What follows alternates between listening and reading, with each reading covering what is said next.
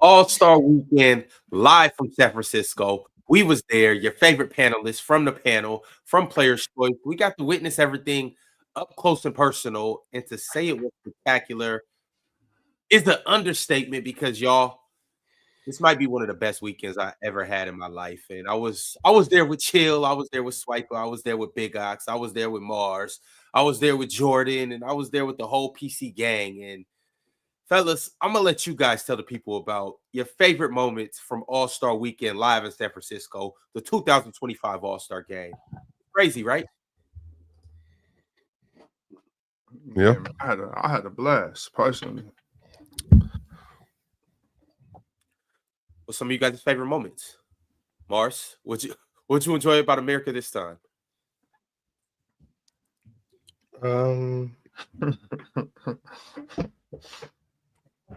It was cool to see you guys.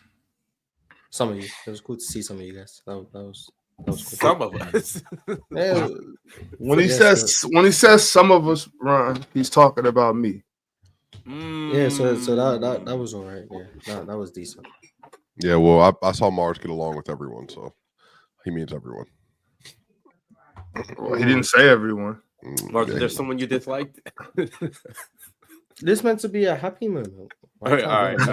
Sure. I'll wait till things get flipped upside down and I ask you again. Yo, it's so obvious that Mars likes me more than the rest of y'all. It's like it's so obvious. I didn't see Mars enjoying your presence at all. I really didn't. I see Mars and Swiper have some moments. I see Mars and Jordan connect behind the scenes, and that was about it. I even thought me and Mars had a quick moment. I saw Ron was just watching me the whole weekend. Apparently, that's Ron is a certified watcher. That is sure he is. I'm a point guard. I see everything. Man, like I see that little speckle of dust right there in your glasses, right there. Mm-hmm. That one right there on your left lens. Oh man, get it. Yep. But outside of that, we all had a great weekend, right, Chilltown? In effect, it was dope. Absolutely, it was dope. What up, fellas? What's up, Chill? Mars Blackman in the house. What up, brother? Yo, but before we go around and get into what happened in the All-Star game, the dunk contest, 3-point contest, we got to recap everything, and I need you guys to tell me your favorite moments of the weekend. I would genuinely say, I mean this. I think I genuinely am surprised, in the best way, of how well everybody gets along, in our group. I think that we have in this iteration of Players' Choice, I can speak for myself personally. I think that we have a very strong contingent of people that care deeply about the sport and that are wanting to get along. And I think that it's important. I'm not gonna lie to y'all. I think PC's on his way to something special. We talk about that a lot behind the scenes. I think that the relationships we built, Chad, I can't even describe y'all. We met people from, folks that work in the NBA, folks that on their shows and podcasts. Shout out to Gil and them. Shout out to Numbers on the Board. We met people behind the scenes that are doing agency stuff. We met folks behind the scenes that are working with massive companies, like folks that are making content, like all that kind of stuff, man. I'm telling y'all, I truly will say that PC is on the way up, like in so many ways, man. And I think this crew in particular is very well suited to build off the direction that we're going in. I think Ox has his lane, Mars has his lane, Shield has his lane. I think, everybody. But I was shocked, and I told Jordan, man, Jordan shocked me with how good he was with people. And I'm being genuine with that too, bro. Like, that's a big thing. If you can do and work in this business and you good with people and you know how to talk to people and deal with people, man, you can go a long way, bro. Like, I legitimately think like everybody got their lane, everybody excelled in it, and truly, like, we got a special group of people here that want to make good content for y'all. And I think as 2025 goes on, I would not be shocked if we doubled in size. I won't be shocked if we double with all the stuff that we've done this year. We got more events coming up, more stuff coming up, man. Like for real, bro. Like it's gonna be a special year, bro. You know what, Swiper? From what you said at the beginning of that, because it's like as adults, as professionals, you know what I'm saying? I can work with people that I don't care for. You know what I mean? Because it's business. You know what I'm saying? I've done business with people I don't care for all my life. You know what I'm saying? But it is a pleasure when you can do business and work with people and you genuinely get along. You know what I'm saying? You don't have to force it. You don't gotta be like, oh man, I can't believe I gotta be with this person. Like we can, for instance, we got 2 different rental cars and we can be in any car with anybody, and we're gonna I'm having a blast all the way to wherever we're going. You know what I'm saying? So that's cool. I really enjoy that part of it. Man, it was definitely cool. Was one rental car. If you was in that car, like my dude Frenchie is crazy. I mean, y'all don't do that. Don't start calling the man French. Just no. That's Frenchie. That's Frenchie for life. My man Frenchie. That's my man though. I got big love for Frenchie. Man. That's a crazy dude. I mean, because I had met everybody else except for him on this trip, and so that dude is crazy. Yeah, but he's definitely funnier than Mace. Hey, 100%. I mean, I've never met Mace in person, but based on the snippet I got from Drench Man and the snippet I get a Mace, it's not even close. But Swiper, I got you. You never told us your favorite moment. Like you gave us kind of an overarching view of how you felt about the group. But what was your favorite moment of the weekend? I mean, personally, I'd say I'll give you 2 for one, because the ones that y'all weren't necessarily there for. I thought NBA weekend. We'll talk about the All-Star game and the event. I mean, from a media standpoint, y'all, they went heavy. Like, shout out San Francisco and the Warriors. They rolled out the red carpet for the NBA media. I mean, they showed up. The events were crazy. They took care of us. They made sure the transportation was easy. Again, Ron, like, I never really spent real time in San Fran and Oakland. And y'all know, like, when y'all make that travel, Ox and Ron, especially y'all, and then obviously Chill too, when you're going from Oakland to San Francisco, it's a distance, it's a drive. Like, you just need a lot of different communication going on. The NBA has shuttles for the NBA media to be able to go in between the cities. They were timed. I mean, they provided meal, lodging, all kind of stuff, man. They really just showed up and made sure that you got the best experience possible to be able to do your job. So shout out to the NBA. I thought that part was amazing. But y'all, the 2K event was my favorite for PC, dog. I mean, goodness. I mean, the video will come out soon. But Ron, tell the people what I told you. But before we got started, I said, bro, like I told you, you need to go first because you the PG, you can put up the best numbers, and then like a real PG, leading you in the right way. You went and did your job, and the PS5 should be. So you was like the Chris Paul to my dear Fox. That's exactly what it is, dog. Like that's exactly Chris Paul to my Stephon Castle. Exactly. Okay, all right, for sure. Appreciate you, Swiper. But yeah, the 2K event was insane. Mm-hmm. Insane, y'all. You see, we're gonna be on the next cover of 2K25 or 2K26. Mm-hmm. Yeah, hey, y'all see who holding the rock right there. As a matter of fact, I can give y'all a better picture of that. But y'all want to talk a little bit more about that 2K event? Yeah, man, that was fire. I just felt like I was, and I ain't say nothing to you guys about this, but when I was with you guys, I felt like a ball player again. I did. I felt like I was on my crew again. I felt like I was around. Look like a ball player. I did.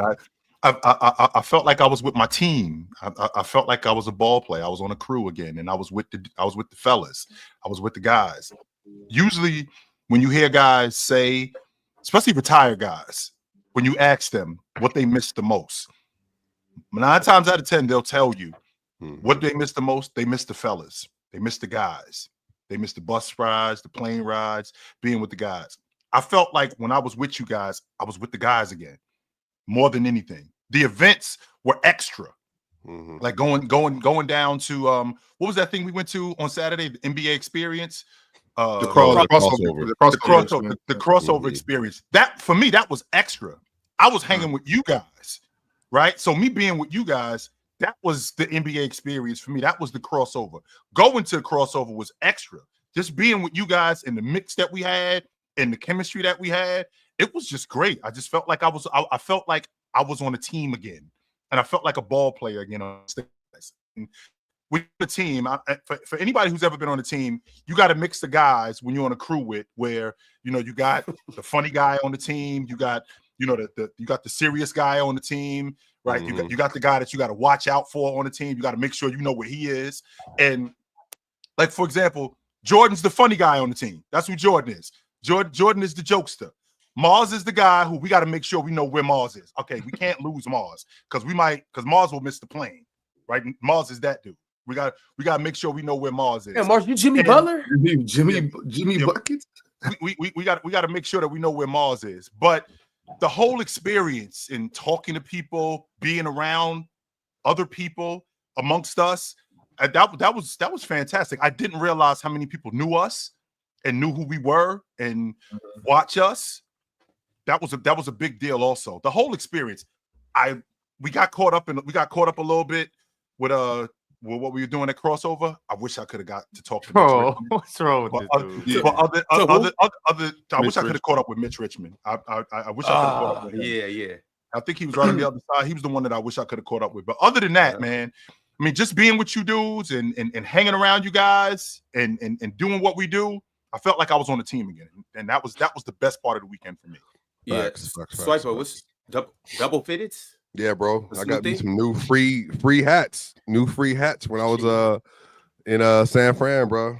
Yep. How'd you get that? Them joints. They was handing out gray bags. You know, Foot Locker was sharing the spot with us, man. So they had a bunch of extra stuff in there. Can we see the second one you got on? Oh, second one. Let me go ahead and put this on. That Detroit fit. That Detroit fit kind of tough. Look at that. Yeah. Okay. Hey, so you guys in the chat and in the world out there in the world, just so you guys know, it is not a gimmick. It is 100% truth. He is the Drench Man. Let's put it out there. 100%. He is 100% the Drench Man. 100%. He the second best dressed in PC. 100%. He is the Drench Man. Shout out to my dog. Yes. Mars, is he the Drench Man? I've seen the effort behind each fit morning. He was coming down to the lobby because he trying to iron every outfit, get every crease. I'm like, hey, Mars, that's part of being fresh, brother. Yeah, he's gonna be this committed. I guess you have to give it to him. Like me, part of being fresh, I'm out already, and he like, oh no, the iron. I go get every crease. He got it. Bro, Mars, careful. That was one time. One time too many. One time too many. Yo, what's good, man? My man, Jordan, French. What up? We going around the room. We going around the room and we letting everybody know our favorite moment. So cue up your favorite moment. Why you doing that? Swiper, it was you that brought up the 2K event, right? Yeah. So I'm gonna just go ahead and I'm gonna put this on the screen. Let me make sure the sound not playing. All right, cool. These are some of the moments from All-Star Weekend. If you guys follow us on Instagram, you've probably seen this. If you don't follow us on Instagram or Twitter or TikTok or any other social medias, get on your job. Follow us at Players Choice Show. And this is probably what you would have seen. As I was telling you guys, you know, we got the cover at 2K. That's how dope we was this weekend. Check the crew out. You see, Big Ox didn't make the cut this time, but maybe he'll make it for All-Star Game in 2026. Yeah, they cut me off the team, man. Check it out. Yeah, it was dope. Nah, but just for real, because I was having lunch with my son when the picture was taken. So I left and came back, and the picture was already taken, y'all. Shout out to Lil Ox too. I got to meet him for the first time. Dope dude. Yes, sir. Ox, it's okay. You'll make the deluxe edition or something like that. Okay, sure enough. With that. Yes, sir. Y'all, obviously, if you didn't see the show on Friday, you know that we had a live experience and it was insane. Over the top. Yes, indeed. Yes, over the top. These two right here. Gotta separate them too far. There's no issues. Caught us in the studio. You know we got some fire content coming for you guys. Look like we about to do a 20 versus 1. Look like we about to do a 20 versus 1. We should have did that for real. Yeah, hell no. Look, the way we was out and about, we easily could have did that, Ox. Easy. Hey, I don't know nothing about nothing. Hey, don't worry. 2026 will be here before you can say be here. Sure. I promise you. La la la la la la. Who is it? Who is in StreamYard capping? Wemby not top 10 offense, one of the best shooters. Eastside General said, I gotta go vegan. Fuck it. I might as well just try. He not top 10 offense, man. Come on. Shout out to chat. Get real, man. Y'all had that boy number 7. Stop playing. So this was the numbers on the board pod. We actually had VIP seats, some good seats. We have views from the top. Yeah, man. Shout out those guys, man. They dope. 100%. They dope. They doing it. They cool people. They would, bro. They were hosting some events on ESPN and stuff as well, man. So shout out to numbers on the board. How far they come. Shout out Chicago, by the way. Yeah, no doubt. Y'all know who this is, bro. Hey, chill. The next setup is crazy. You carry too. I'm going this way. Ron was going that way. That's all I gotta say about that. I'm not gonna say nothing else, Ox. I was going this way, and Ron was going the other way. So Ron, skip the next one, bro. Oh yeah, and we is also is the next one your album? Skip the next one, bro, because that's crazy work by Dave. Y'all. We hooped a little that's bit. Crazy y'all work see by this comment Players right here. So. Bro, that's crazy. But hold on, early in the morning, bro. Look. Boom! You see that kid right there? You almost killed that little kid, bro. It's early in the morning, bro. That's crazy. Remember, if you want him training your kids, it's $150. You are crazy, bro. It's too much. It's too much footage. Mars, see what's crazy about this video right here, right? It's because when this video was shot, I had left already. I went to go get some beignets, right? I left because I was top. Okay, I hadn't left yet. I hadn't left yet. But this shot right here is what made me leave. I was over there teaching. Oh my God, bro! Y'all be capping. Oh, that's you under the hoop box? Oh yeah, right there. I'm right there. Yeah, you remember at this point I was tired of y'all. I was done teaching y'all how to shoot. I had already hit. Bro, that's crazy work, bro. That's crazy because there ain't no way in hell out of all the shots I made, that's the one we get on film. That's crazy as hell. Jordan, up to that point, you and Ron together had combined for half a shot. I was shooting y'all shots. Jordan, am I lying? Am I lying, Jordan? I started off hot. I definitely started off hot, but the wind was definitely blowing on that shot. It was blowing for sure. It's just the crazy setup. Look at the trees in the background. Is the wind blowing? No. San Francisco wind a little different. Shout out to Hoop Bus. Mm-hmm. Shout out to all the fellas. Mars, I don't know how you. Oh, we only got half of you on this picture, but shout out to all the fellas. Me in the picture. I wasn't trying to be in it. It was a great experience. Oh, once again, Ox, that kid did have to go to the hospital because you just know Jordan broke that window. Oh my God! and shards of glass. Wait, that's why y'all kept the video off? Yeah, he was hurt. Yeah, we could have got sued. We got bopped right in the head. Bro, I just want to say, I was cooking. I cooked 2 people in the chat. So if I cooked you, we had a shooting competition, and I cooked you. Speak up. Speak up. And despite what you're saying right here, Jordan got a flamer. Yo, I don't know no left-handed. I don't know no left-handed dudes that can't really shoot like that. I don't. Yeah, that's what they say for sure. Ben Simmons? And Jordan got with the exception of Ben Simmons. He's actually born righty. By the way, Mars. Okay. He's actually born right-handed. Right. And he uses his left hand, but Jordan got a flamer. Don't let that fool you. Jordan, don't let that fool you, because that's nasty work by PC, dog. That's nasty work. You got to have a banger for him to put that type of video up about you. Like if you don't got if you just can't shoot, you ain't gonna post that.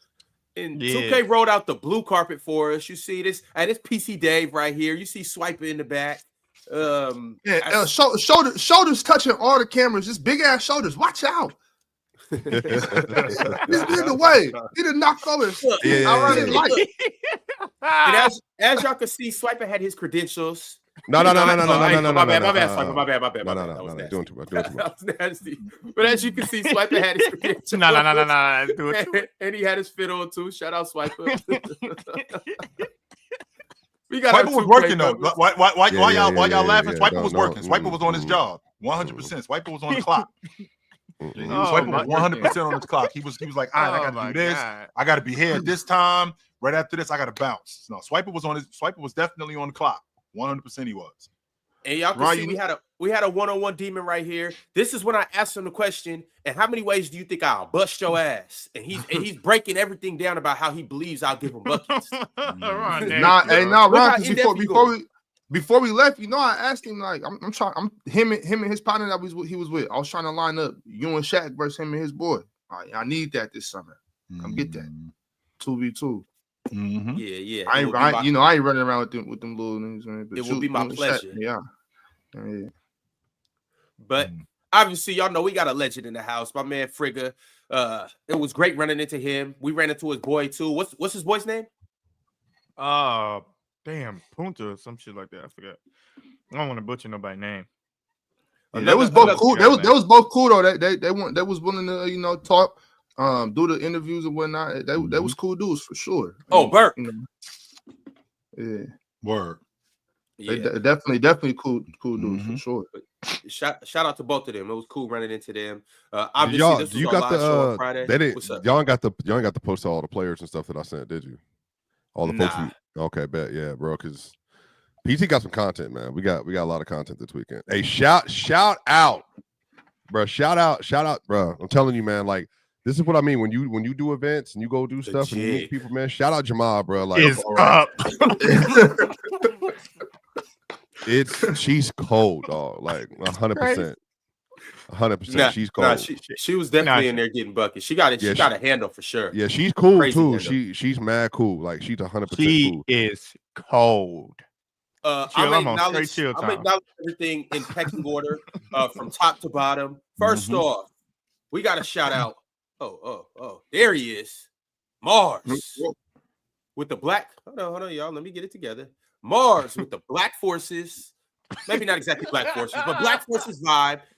The Black Forces is crazy. Black do-rag. Yo, we got it with which by the way, ladies and gentlemen, just so you know, we had to drag Mars in this picture. Mars did not want to do this. We had to drag Mars in it. So like Mars, we wasn't worthy. We wasn't worthy. Get Mars in this picture. Yeah. Yo, Mars is from the ends. He showed y'all right now.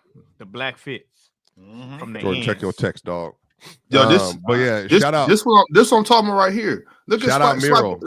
Swipe a big ass shoulders, push me all up behind Ron. I'm like, damn. Bro, get in the weight room, dog. get in the weight room, dog. I'll tell you, dude. I was in the weight room every morning. First of all, I'll be hitting that. That's a fact. That's a fact. That's a fact. Big Ox tried to get everybody down there with him. See, he didn't try to get me. I'm not gonna lie to y'all. Y'all know what I was doing to work out? Because Ron and JD were being lazy. I had to walk 45 minutes twice from Chase Arena back to the hotel because these bums were laid up eating burgers when I had to walk all the way from Chase back to the hotel. Why you ain't get one of them Lime scooters? I was moving around on them. No, bro, because did you see how them streets in San Fran, how wobbly and concrete was coming up everywhere? You see, you ain't got no balance. That's your problem. No, I'm not taking the risk. That's all that is, my bro. Swiper, I was just trying to help you out. Duck, if you fall, you just tuck and roll. You be all right. Exactly. As big as What's you wrong are. with taking risks? Hey, Swiper, you fall at that scooter, the pavement gonna be ducking out the way. That's cool, but that's cool. I had gear on over here walking all over the place. My goodness gracious, bro. But it was cool. The city was cool, man. There's a lot of stuff to do in San Fran, for real. Like, and Oakland, to be fair. Oakland was going heavy too. Yeah, but as y'all can see with this picture, once again, we got Black Forces Mars. We got the kid Mero. Shout out my man Mero. He jumped in the picture with us, showed us some love. He was at this event that we were at. Obviously, you can see Brandon Jennings was in the picture as well. Next to Jennings, you got the Drench Man, not the French Man or the Drenchy Frenchy. I don't know. I'm hearing it's two names: the Drench Man, not the French Man, and then you got the Drenchy Frenchy. So no, ain't no Drenchy Frenchy. It's just Drench Man, not the French Man. Allegedly. Okay, got you. And then you got a GOAT host, and then you have Big Ox, and then you have Swipovich, and then you have the illustrious Chill Town Hoops.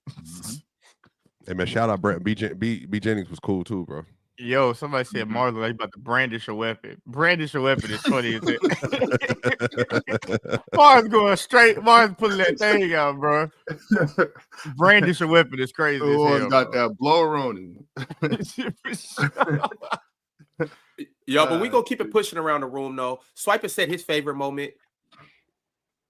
Mars, did you have a favorite moment? Yeah, I spoke first, bro. What was your favorite moment? Rewind the episode. What you Mars, what was your favorite moment? I said it was cool to see you guys, most of you. That's not a moment. That's a weekend. That is a moment. Who was most of you, Mars? 72-hour moment. Already Jordan, just me, Jordan, just me, and maybe JD a little bit. Yeah, because I'm trying to figure out who's most of you. I want to know who made the cut, Mars. That's what I'm trying to figure. Jordan, It what was your definitely favorite Jordan. women? It was definitely Jordan. Frenchie, you know who wasn't on the list?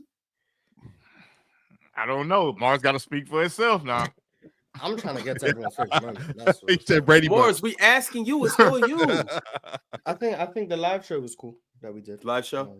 Yeah, Oh yeah, that was fire. That was dope. Mm-hmm.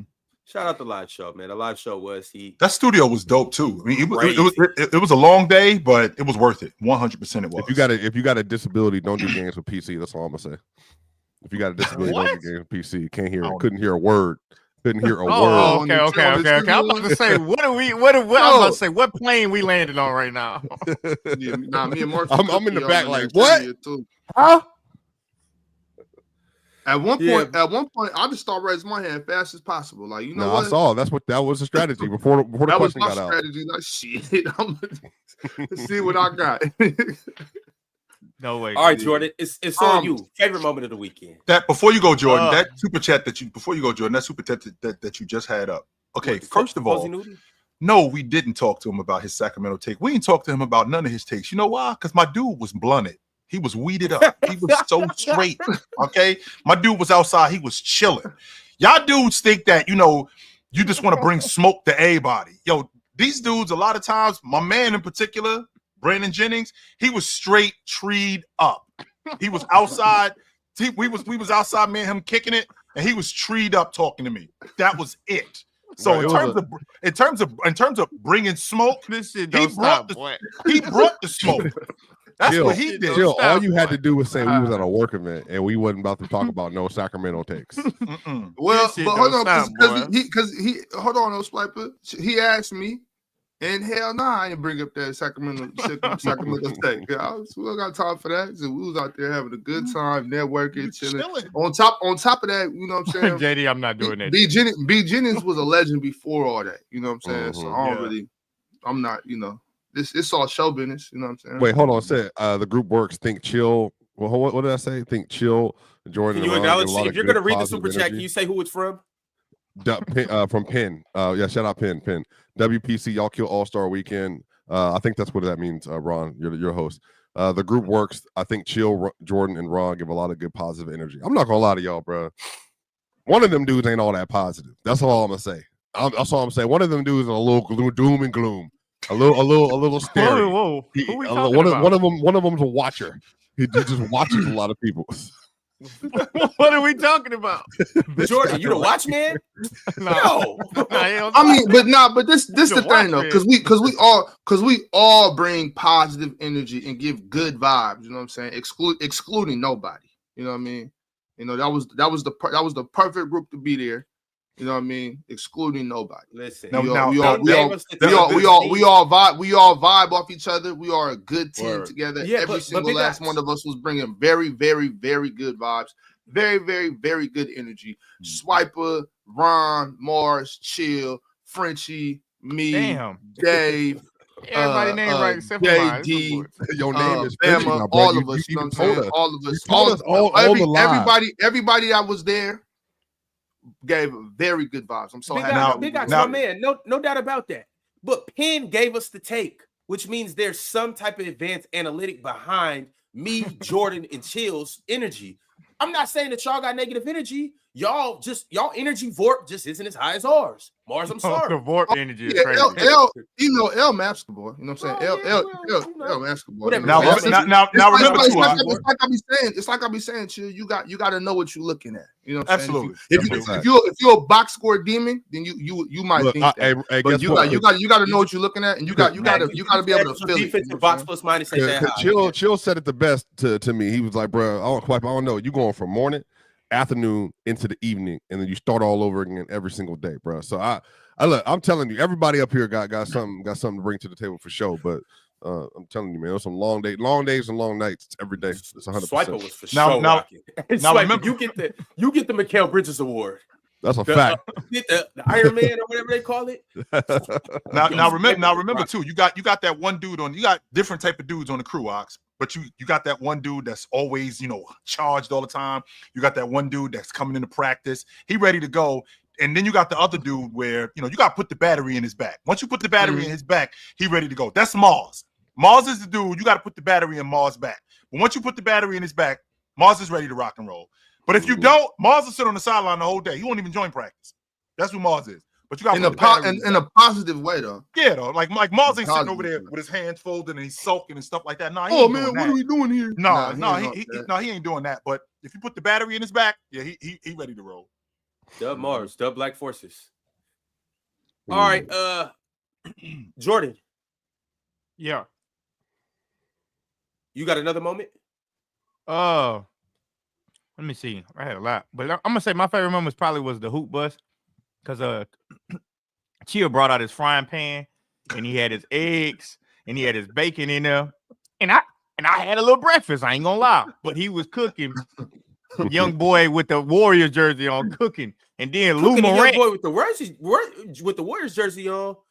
That's not all don't start this shit, bro. Bro, don't start this shit, bro. Y'all ready for this? Warrior jersey on. All right, y'all ready for this? All right, so y'all, the video starts a little bit behind. My bad. I'm not Steven Spielberg with the camera. But as y'all can see, this is a Big Ox right here.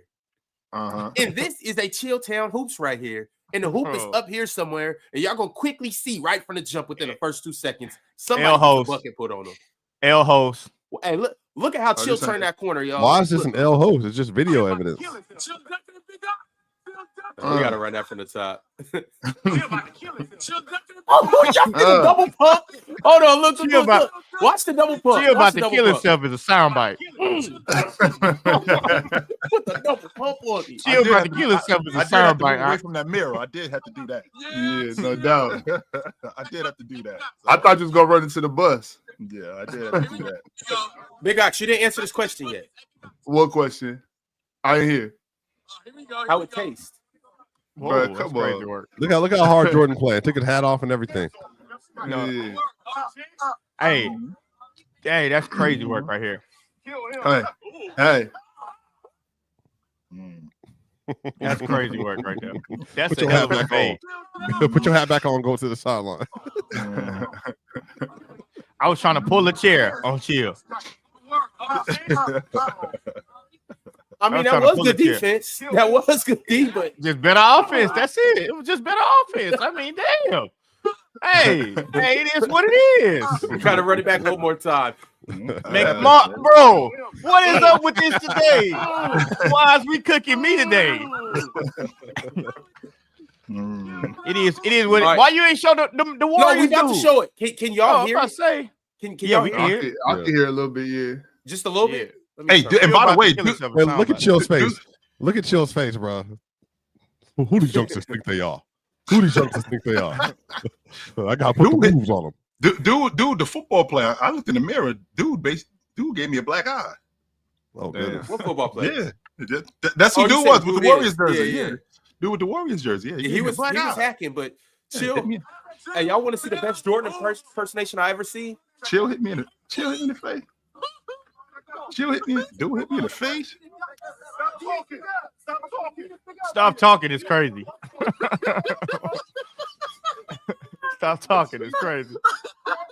Head to head is crazy too. No, hold on. Wait. Head to head is crazy, bro. Head to head is crazy. He said, I'm about to D this nigga up. Yo, all right, Chill start popping the ball. They go head to head. 2 Rams is crazy. Hey. That's Jay shit. Oh no, one more time, y'all. Woo. Chill say, I got you.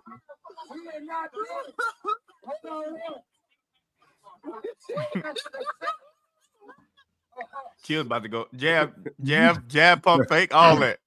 That was a good time, yo. That was a really good time. I enjoyed that 100%. That was dope stuff. I definitely enjoyed that. I must say, the Bay wasn't lying about that Thai food. Man, the Bay wasn't lying about something else too. Yeah, ladies and gentlemen, we went to a dope Thai spot, and I got particular eating taste, and these dudes they showed me a good time. We went to a dope spot. Yeah, it was. Yeah, I don't even remember the name of it, but it was fire. It was. What was that the first one? The one on what was that, Thursday? Right across from the hotel. Right across it was right on the corner. Yep. Forgot the name of it. What did we get? Wasn't shrimp fried rice. I can't remember what it was. Thai fried rice. Yeah, but it was cash. Y'all ain't get that duck I had though, man. So that shit was heat. Yeah, I ain't getting no duck. Ox, that was your favorite moment? I got a Thai spot right down the street. It might be better. What was your favorite moment then? If it wasn't the duck, what was it?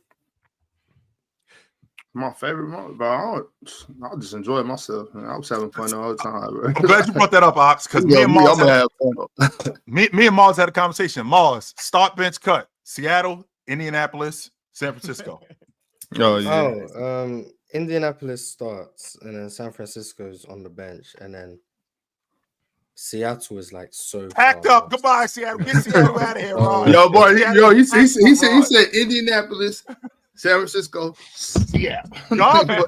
Trash. Pack their ass up. Morris, what Seattle do to you? Is it because Dub was there, huh? Seattle just stinks. Oh no, it's because Dub. Shout out to the homeless population of San Francisco. Definitely seen a lot of them. Shout out to them. Yeah, sure. Shout out gentrification. You know what? Actually, I had a lot of fun. It was really cool at the playback event. Meeting all the people behind the scenes of playback that I had never met before. Shout out to my homegirl Greer. She's a Lakers fan. Still shout out to her. Shout out Low and B Souls too. Yeah, no doubt. My boy Low Down was in the house. Yes, sir. My man B Souls, he a real one.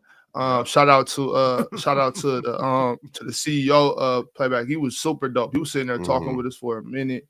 That was a really cool event. Yeah, Sam. Shout out. Yeah, we shout out to who was some brothers we was talking to, Ron, you know what I'm talking about. They were sitting at the table. I don't know if they was making Yeah, that was a fire event for sure. We walk in, we see chill face on the board thing. The playback that was cool. That was so cool. Being a part of those guys' event, they put on a hella event, bro, for sure. Everybody that was involved in that was dope. That was dope. Yeah, I had a really good time at that spot. Shout out to my homegirl. Got to get on the Super Nintendo for a second. Shout out to who? I didn't know what I was doing. Shout out to my homegirl Trista Crick too. She was out there. Trista is super dope. If you don't know anything about her, that's the one that be rapping, Chill. Yes, she was on. She was with Mace. Yeah, she was with Mace and Kate and Cameron. She was with them. Yo, she's super dope. She's got a lot of good content on Instagram and TikTok. But shout out to my homegirl Trista Crick. She's she was on a real one playback event. Yeah, she was there. I didn't see. I didn't know she was from up here. I didn't know she was from Portland. Yep. She's dope. It was cool talking to her. She was super cool. She was real down to earth, Just like she talking to her in person is exactly like I thought it would be when you see her. You know what I'm saying? That's who she is. She's real cool. That's what she is in real life. Shout out to them what are they, fashion designers that be styling the players and all that too. Man, with the first. Yeah, Ivana and her team over there. Yeah, shout out to them. She got heat. I'm about to grab the same first she had on. I'm told I need that one for my daughter. That was fire with the pink. That was crazy.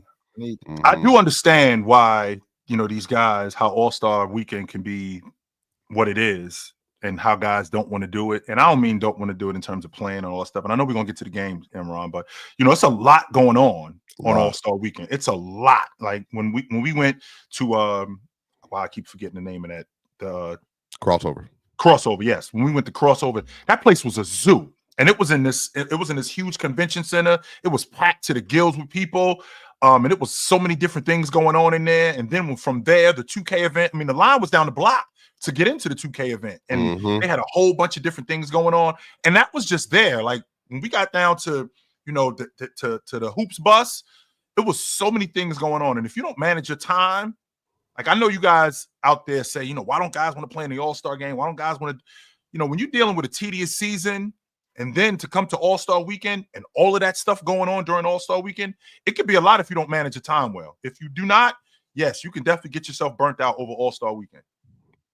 Yep, it's a It's a lot, and I will say, like I said, like as this is my first ever All-Star in the media side, and it was crazy. But like I said, y'all, the craziest thing about it too was that Saturday. Like I don't think, and this is why anybody in the chat, if you can participate in All-Star Weekend, I would say do so, because the game was the game. We'll get to that, but y'all, the practice was crazy. The practice for Oakland Arena was completely full. It felt like a actual basketball game with all the people that were at the practice. The media was full tilt there. All the teams were there. The media scrum and all that was going crazy. I mean, it was honestly like it was a whole production. The NBA had a community event, the NBA Cares.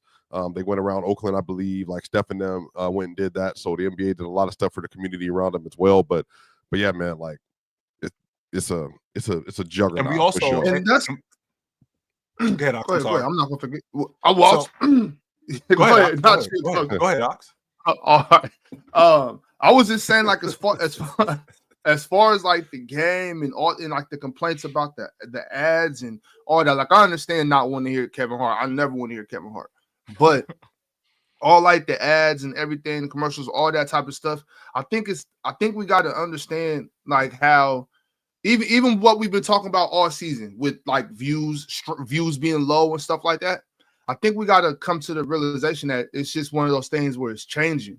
You know what I mean? Like it's adapting to the new generation of streaming, of streamers, of things like that. So, you know, I think the NBA is making an effort to adapt to that, to bring the new generation in, bring the streamers in, bring that part of it. It's like back in the day when people start buying less newspapers because they was watching the news on TV. Then they was getting the news from apps on their phone. People stopped buying newspapers. It's not like people aren't still tapped into the news.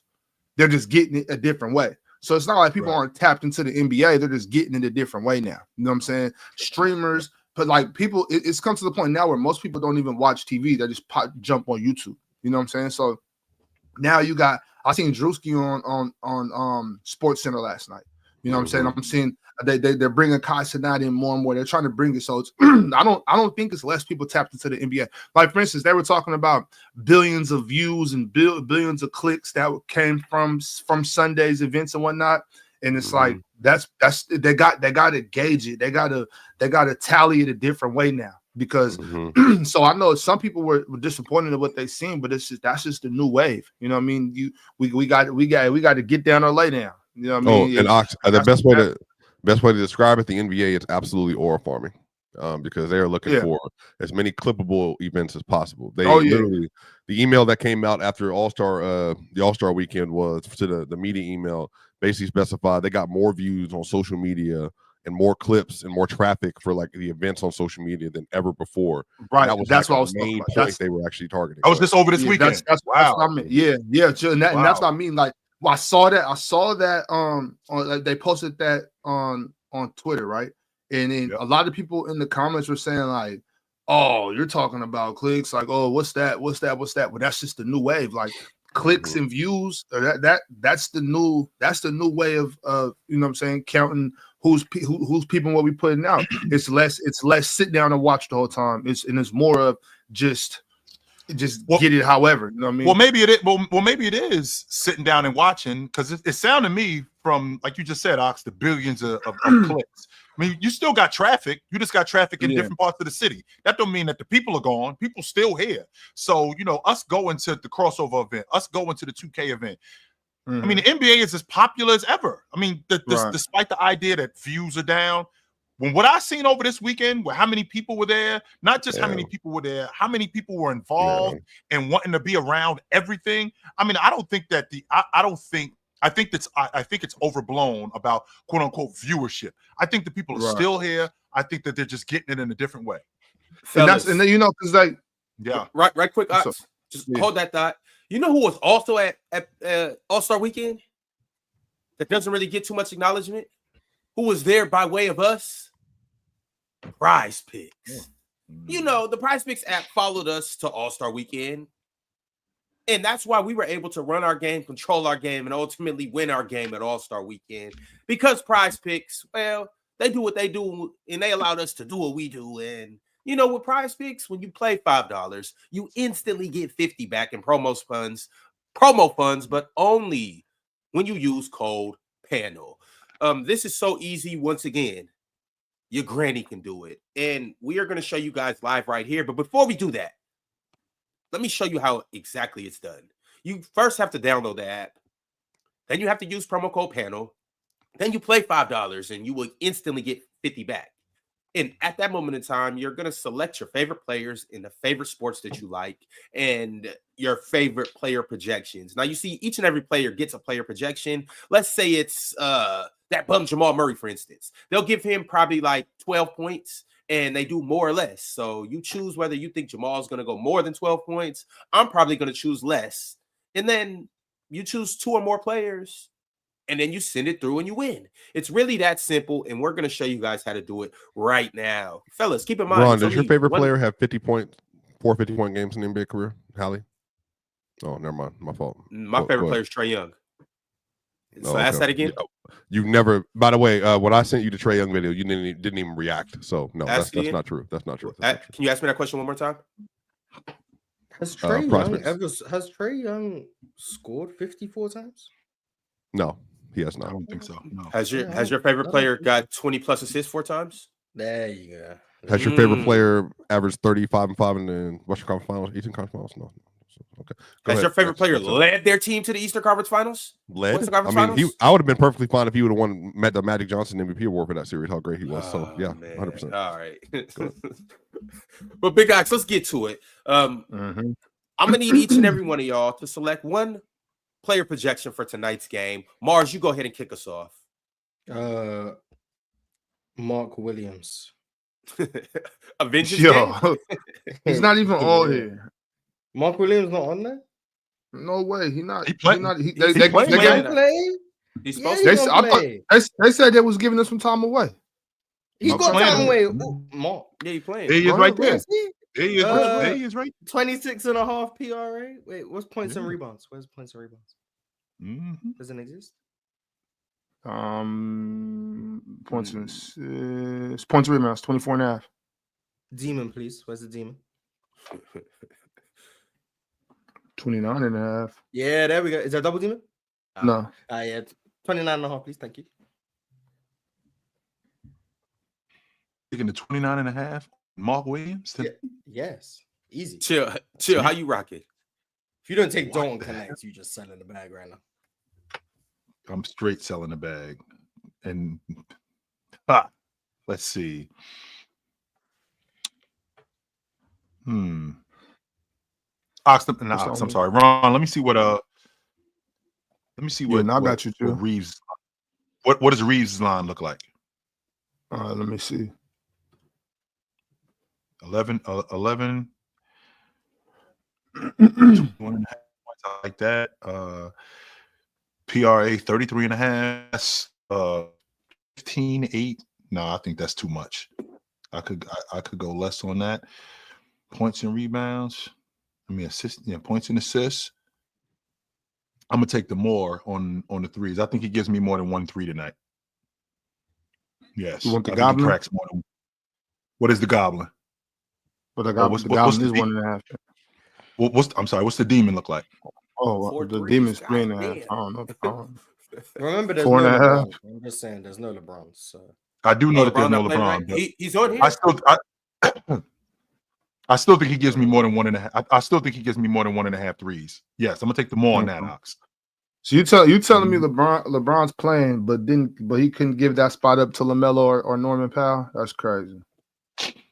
Nope. Can someone go with Dalton Connect, please? Ron, you going with Dalton Connect? It says Coach JJ Redick said that James, his foot injury, went through most of Tuesday's practice and is questionable for Wednesday's game against the Hornets, which more than likely means he'll play. He's not gonna play. All right, Big Ox, how you rocking?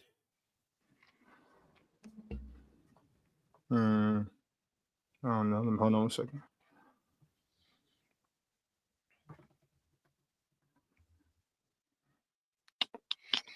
Let's see. You know what? I know I'm going. And it's only one game tonight, too. That's it. I didn't expect the NBA to be back on Wednesday. Look at that. I didn't need them all. All right. And then last but not least, fresh off an all-star snub, give me LaMelo Ball. You guys are so boring. Ma's gonna sell a parlay. Ma's gonna kill us. For picking Dalton Connect? What's wrong with that? Did you pick Dalton Connect or did you pick Mark Williams? No, I want someone to pick Dalton Connect. No, who'd you pick, Mars? Was Demon Points? I picked Mark Williams. You finna get these boys 35 tonight. Where's the game at? You got him going for 30 tonight. It's in LA. It's in Yeah, Yeah, back home. Los Angeles. Yeah, give me that. 29 Give and me a half. that. Swiper, you got some numbers you want to throw on the board? See, I took well, if LeBron's not playing today, I got Demon on Austin Reeves 24.5 or more. Chill already chose Austin, so you will have to choose Rui. I got Jackson Hayes easy. I got plus 5.5 rebounds. You got Dalton Connect. That's what? 5.5 rebounds. That's that. that's just Better get 5.5 Throw that in rebounds. there. Let me take No, that. because Mark Williams is gonna get all the rebounds. And then Big Ox, just go ahead and throw LeBron on there. If he's not playing, Just in then case. it just won't count. Yeah. Hold What up, you now want? go to Let me his see. type him in. I got you. Drenchman. What you want to do with LeBron? LeBron not playing, right? Nah, You I want mean to he's Connect. questionable. You're the one who's just ruining everything, but it's fine. LeBron ain't playing. Ain't no way in here. He's questionable. I mean, if he don't play, he don't play. But if he does, I'm gonna take. They play in the Hornets. I'm gonna take the less because even if he does on play, it's what? probably gonna be limited on the PRA. Gotcha. less on the Kings PRA. All right, Ox, zoom in on that. Mm-hmm. All right, we got Marcus Williams, 29.5, just points and rebounds. Is his name Marcus for real? I don't think his name is Marcus. I think his name I might think it's just just be Mark. It's just Mark. Y'all don't know Marcus the way I know Marcus, so y'all sit back and let me do what I do. How you know him like that, Ron? How about that? How do you know him like that? Let's put that out there. Anyhow, That's what I thought. Okay. we got the same uncle. But anyhow, my man Marcus Williams, he's 29.5. This is a demon points and rebounds. Obviously, we going more. We got Austin Reeves, 1.5 threes. That is a goblin pick. We gonna go more than that. Puka Doncic, 26.5 points. Big Ox chose less. LaMelo, all he does is ball.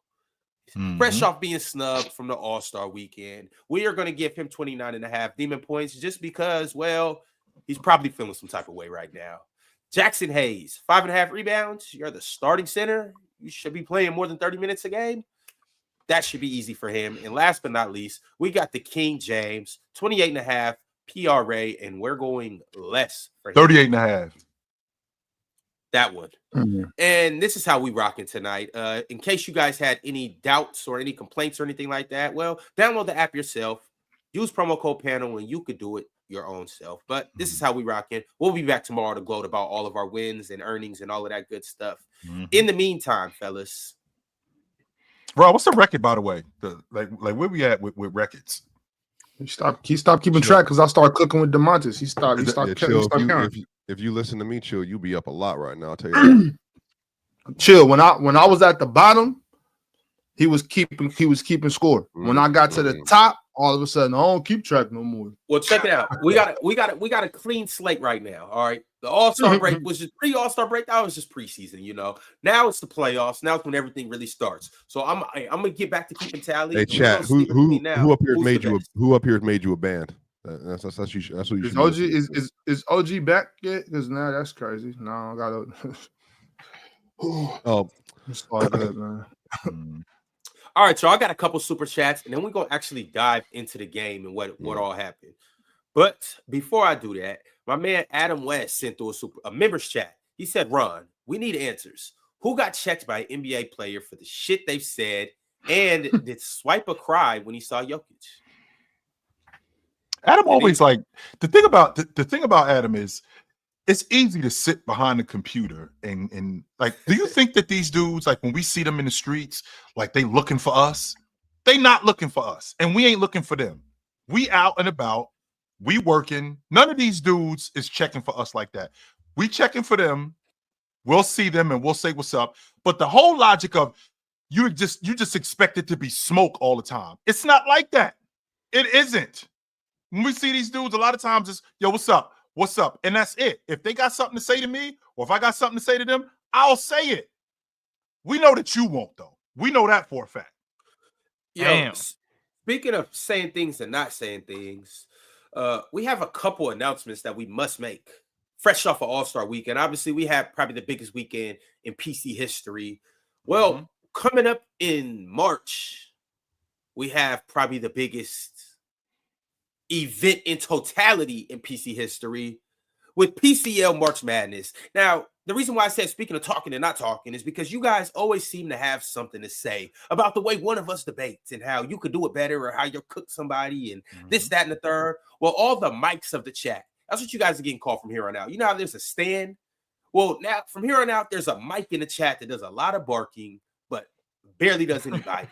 So all the mics in the chat, you see this QR code up here? You can scan that to enter the PCL March Madness event. This will be a single elimination tournament. There will be 32 contestants, and the last person standing will get the lump sum of the $5,000 cash prize. And you'll also get the PCL belt, and you'll also get bragging rights, and you also may become a permanent member on the panel. And I think you get to choose who leaves the panel. Mars, can we see what the PCL belt look like? Can we do that? Come on, we did all that. We did all that yapping. Mars, there you go. Go get the belt. Hey, Ron, get the belt. Ron, I would like to ask an amendment, please, for the PCL this year. I'll be dead honest with you. I think we should go 1979 and above. We can go Magic Rookie Year and all that, but 1979 and above should be where the PCL starts. I think going beyond that, it's just the chat doesn't care about any of that stuff at all. Whatever. Well, they don't want to know about Chamberlain. They don't want to know about Bill Russell. There's no 99 and above. Well, I'm saying Magic. I feel like Magic is the line. Rookie Year Magic is probably the line when people will start like, all right, I can get with this. You know, for the most part. I got you. We'll make a couple tweaks. Make the judges pop. Make the judges. There it is. Here comes the champ. There you go. You got to turn up. There you go. There you go. X casual. X casual. That thing got some weight to it. Flex on him. We're gonna do the rest of the show like this. We're just gonna do the rest of the show. Yeah. There you go. How did you even get that home? Of the world. I had room in my luggage. I made it. He had to carry it through. And the new UK champion of the world, wear it through TSA. It's crazy. Mario. They ain't even pat Morris down. They just let him through. He walked through with his way. When you walk up with a belt like that, they can't press you. Yeah, they know you. They know you one of them ones. So it's like you just got that priority treatment. And it's just nice. But also, so we just did All-Star Weekend. We got the PCL coming next month. But y'all know what we got coming up this Friday? Episode 500 for the panel, y'all. It has been 500 big ones over here at Player's Choice. And it's only one way to really celebrate. By cracking the champagne, lighting off the fireworks, and streaming for 5 hours. We got a 5-hour streamathon. We are going to start at our normal time, 8 Pacific, 11 Eastern, but we're not going to end at our normal time. We are going to go for 5 hours. And y'all, when I tell you we have a star-studded lineup pulling up, don't miss it for anything, all right? Don't miss it for the emergency room. Be here, okay? This is where you want to be on Friday for all 5 hours. It is going to be a hell of a show. W those shadow goons that you have in front of us. One of them look like Eminem. So Eminem coming? Look like Eminem on one of them shadow joints. Eminem been on the pod for months now. Oh, I mean, wow. You never. Wow. Which one looks like Eminem? I was not going. The second one to the left. All of them, really, to be honest with you. So we got 5 M&Ms? You got 5 M&Ms up there. But I am not dealing with what Ox talking about. That was not that setup. These shadows are kind of skinny. They built like Ron. Pretty petite. That's all I'm saying. Small shoulders. I know. No weight room, no nothing, bro. Yeah, I challenged Swiper this weekend. To what? Just to get down. I said, you want to swap him? Ron did say he wanted to get out. He did invite you outside. He did. Yeah, Swiper was I present for this conversation? Yes, you were present. you were present. You were sober, and you were aware of what was going on, and you decided to walk that way. Oh, when was all this bluff? Well, this evening, Swabba be acting like he gonna bounce up off the couch. Like, but you better sit your ass down. What is this? Was this during the evening? Was this during the show? Like, was this in a time that would have been inappropriate for me to get up from what I was doing? More than likely, because Ox definitely did that. First off, I heard when is it ever inappropriate to catch a fade? We were working when you said what you said, but I heard from a very reliable source that you be getting hemmed up on the wall like little boy. That's all I'm saying. That's what I did here. That's what I did here. I know that for sure. Seattle. Ox got put on the poster. Literally, on the wall is crazy. I did. That's what happened. How come I had to pay? JD said his feet was in the air like this. Jordan. JD would never say that. Ask Claire. How come I had to pay for the warden? Dang, Ox. You let another grown man put you on the wall? First of all, it's not always a problem. I was saving you. That's Ox, you put somebody through the wall, Ox? Nah, I don't like to speak on those type of things. You know, a lot of people try. A lot of people allow. You know, Jordan. You know, I don't say too much, man. You know, I just move people around. That's all. Allegedly, I got you. Nah, not allegedly. Oh, okay, my bad. Just move people 100% around. like 100% like Swiper or a real 100%. Okay, Swiper 100%. That's what I'm saying. Like if we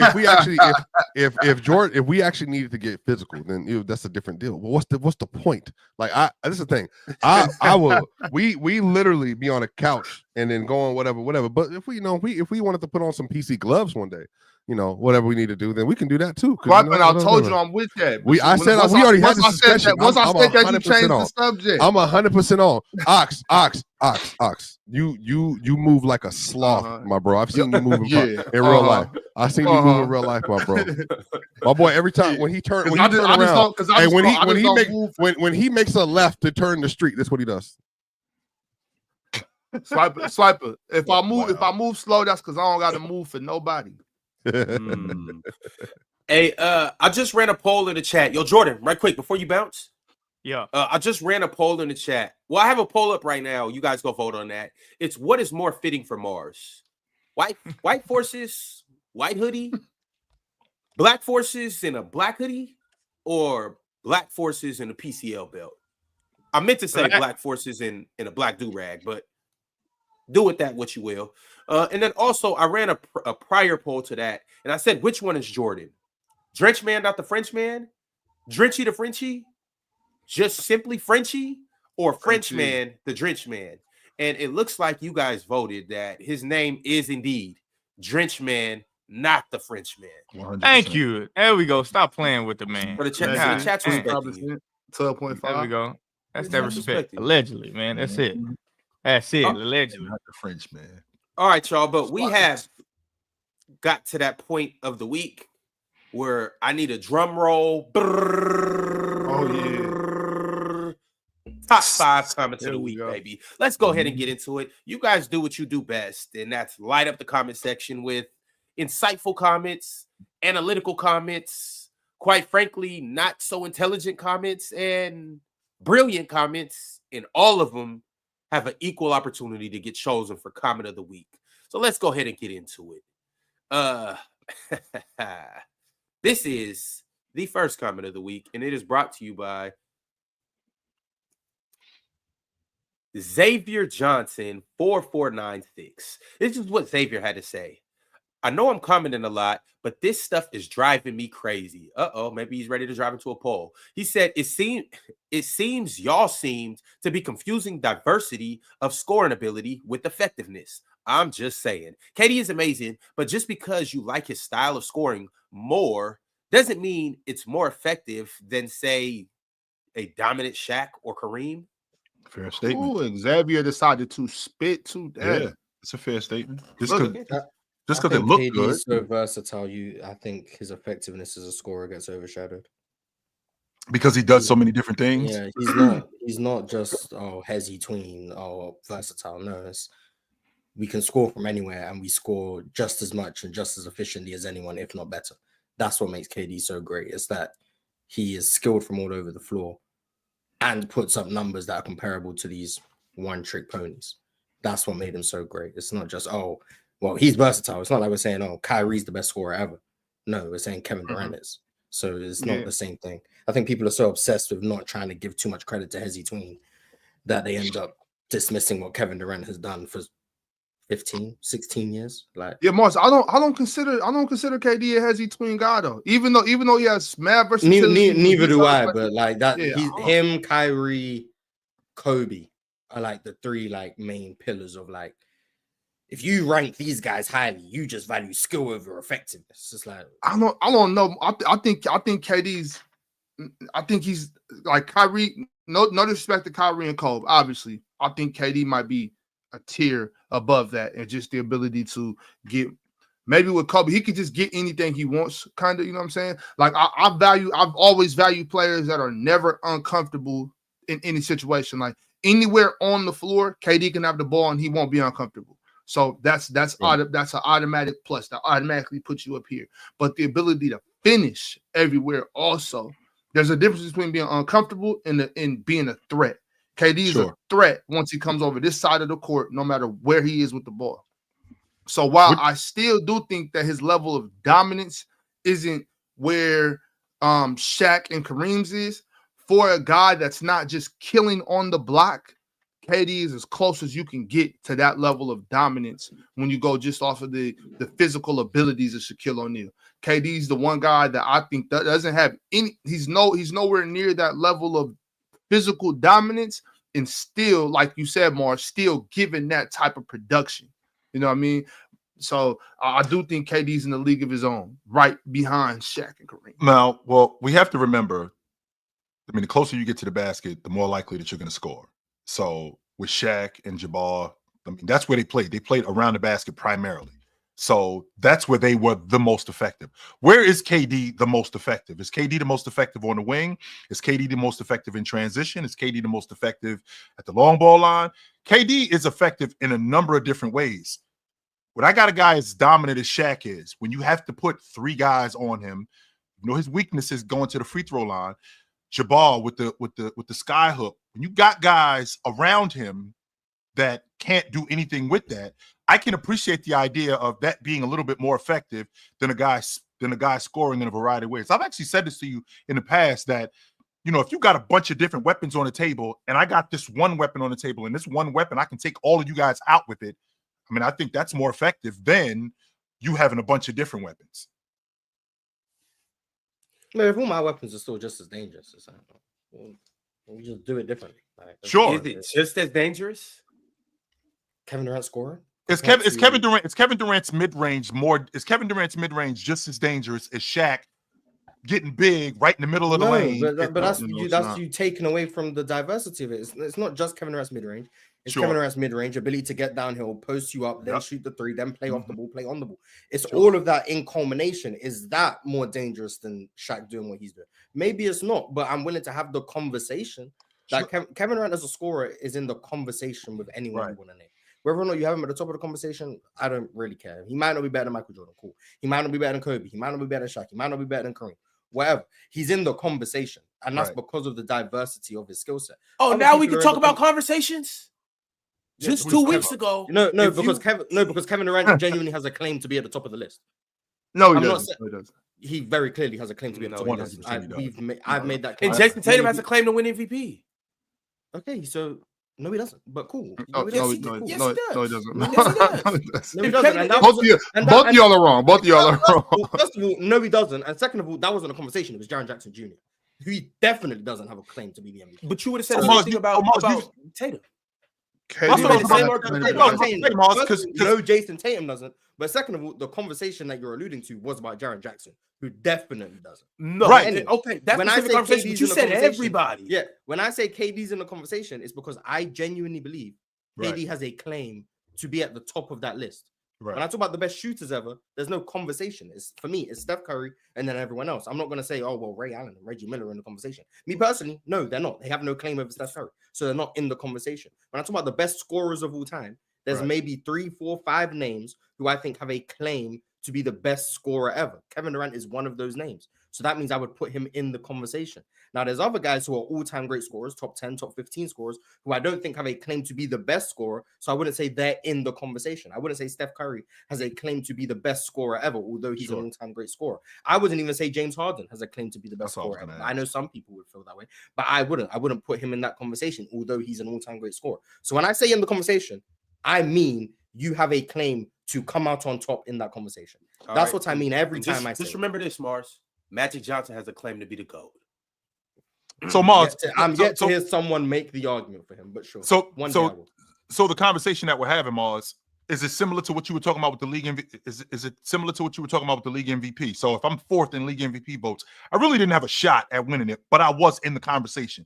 Well, KD on the other side, is KD the best scorer in NBA history? I mean, I don't think he was better than Jordan. I don't think he was better than Jordan, but he is in the conversation. I don't think he was better than James, but he is in the conversation. Does that mean that he really has a shot at being? Does that mean that he really has a shot at being the best scorer in the game? Well, I think that is. I think that it's subjective, because I think it deals a lot in how you feel about what a great scorer is. Because when you just talked about Kevin Durant, you brought up his versatility. Well, then I have to do that with Shaq. I can't just talk about Shaq planting himself in the middle of the lane, as effective as he is. I also have to bring up, okay, Shaq's turnaround. How good was Shaq in the mid post? How good was Shaq in transition? How good was Shaq in getting quick buckets? Stuff like that matters when we're talking about versatility. Now, I'm not going to put Shaq on the same page with Kevin Durant as a one-on-one player getting the ball 17 feet away from the basket. I won't do that, Mars, because I don't think that that's fair, because he's not that good. But in a multitude of ways, Shaq was just as effective as a great scorer. Chill, but that's it, and also not for a cop out. That different positions, sure. But the big fella used to get up the floor. Yes, he did. He was running the floor. You couldn't just be like, kind of like how people try to play Jokic cheap, like AD's gonna beat him up the floor, and you see Jokic getting up the floor faster than AD. Sure. Shaq was that same problem. You might try to play, especially as he got bigger. Young Shaq, we don't even got to talk about that. He was beating a lot of cats up the floor. As even up until maybe 2001, 2002. He was still getting up that floor, quick, fast, especially for a guy his size. Shaq in transition, you had to run with him. I still think Shaq's underrated. Like, just listening to how people talk about him and how little they seem to remember how much he changed throughout the years. But I want to hammer home the point. First of all, I'm gonna just say this is the last time I'm ever gonna say it. For me, in order to be in the conversation for something, you have to have a legitimate case to win the conversation. If we're talking about who's the best ball handler of all time, for me it's Kyrie Irving. But maybe there's 3 other players you can make an argument for. Only those 4 people would be in the conversation. For example, when we talk about shooting, for me it's Steph Curry, and no one else is in the conversation. So for me, that's a one-person conversation. The conversation's over once you say Steph Curry's name. And then maybe for the GOAT, you might be like, well, you can make the case for Kareem, you can make the case for MJ, you can make the case for LeBron, you can make the case for Bill Russell, whatever. Whoever you can make the case for, maybe there's 4 players in the GOAT conversation. So there's no exact science to how many players can be in the conversation. Some seasons, the MVP race can have 6 names. Some seasons, it has 2 names. Some seasons, it has 1 name. Like, for example, 2006, Kobe came 4th. I think Kobe had a legitimate MVP case. So that year, I could say there was 4 people who had legitimate MVP cases. But then in 2016, it was Steph unanimously. For me, no one else was in the conversation. It was just a one-person MVP conversation. So it changes between year and year and who's in the conversation and what we're actually discussing. So there's no if you're top 5, you're in the conversation. Or if you're top 3, you're in the conversation. Well, sometimes 3rd is just so far away from number 1 and 2 that you're not even in the conversation, even though you're 3rd. So it just depends on what we're talking about. But I'm standing on the fact. I don't think you're in the conversation if you have no case to be at the top of the conversation. At that point, I'm just bringing you up to show you respect, I guess. But that's fair. So when you think about the best scorers in the game, right? In NBA history, when you think about the best scorers in the game, James, Jordan, Chamberlain, Jabbar, Bryant, KD. What makes KD in your estimation, Mars? Because again, we're talking about effectiveness. What makes KD legit at the top of that list where we can go, KD is the best scorer of all time? Mars, convince me that he's the best scorer in NBA history. Well, the case I'd make would be the longevity of it. He has been scoring at an all-time level since year 3, year 2. We're now approaching 16, 17 years of historical dominance. I think he is the best mid-range shooter of all time. I've given you guys the numbers on the mid-range stuff before. He's like 10% above the league average from mid-range for like the past 7 years or something. It's an unprecedented stretch of mid-range dominance while leading the league or being top 3 in the league in mid-range volume every single year. He's an elite 3-point shooter, so the versatility and able to get to the rim, shoot the mid-range, shoot the 3 post up is an offensive arsenal we've never seen before. And then you pair that with the volume, the ability to lead the league in scoring 4 separate times. He's averaged 25 plus for the last since his second year. Since his second year, the last time he shot below 50% from the field was 2012. He shot 40% from 3 multiple times. He's an elite free throw shooter. There's no weakness for KD as a scorer. When you pair that with the longevity, the amount of times he's been able to up his volume in the postseason as well. As someone who he gets criticized for his playoff translation, he's led the postseason in scoring, I think 5 different times. He's also done it on the biggest stages. I think he has one of the highest finals point per game averages of all time. I think he's number 3. But one of them is Rick Barry, who was in the finals twice. So you might want to, I don't know, leave that out, I guess. I don't know. But he's top 3, I think, in finals points per game. I think he's top 5 in playoff points per game. He's still one of the most efficient postseason scorers of all time. And then you pair all of that together, I think that's a very strong case to be the best scorer of all time. Now, that doesn't mean it's definitive. I'm not saying he's the only one in the conversation. I could also make this. I can make a very. Well, that's what I'm saying. We talking about nobody. I'm just talking about KD. I'm just talking about that would be the crux of the KD argument. This is what I'm how many games did KD play in the finals in 19? Just that one game. One game, right? So I mean, KD technically only went to the finals 3 times. Yeah, 3 times compared to 17 and 18 because he only played that one game. But I think he's. I'll check. I think he's 3rd in finals. No, he's so KD currently points per game. Yeah, fine. He's 6th. Finals. He's 6th. Now, Mars. My thing with KD scoring is this: like, so there was obviously a section of time. No, he's 4th. He had it, but I mean, KD scoring. If we look at the numbers, and they're astonishing. They're astonishing numbers. But the days of where those numbers are actual dominance are long gone. You know what I'm saying? Like once, there was a good gap. There was a best of KD. What you trying to say?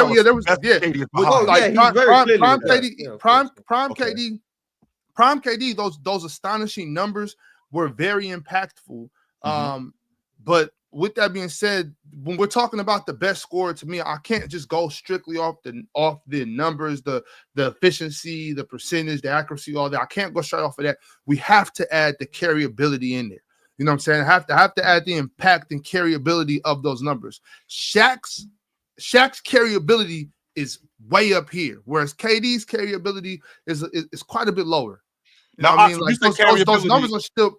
It's still very efficient. Maybe at this point I'd agree, but I mean, 10 years. I think obviously there was, and once again, I think there was a very good sample size of time where KD had that carryability, but I do think it's a lot less than Shaq's. I do. I think younger in OKC, I think it was there, but at times even in OKC, it was kind of like these are great numbers, KD. Like, you know what I'm saying? But where are we going with it? You know what I mean?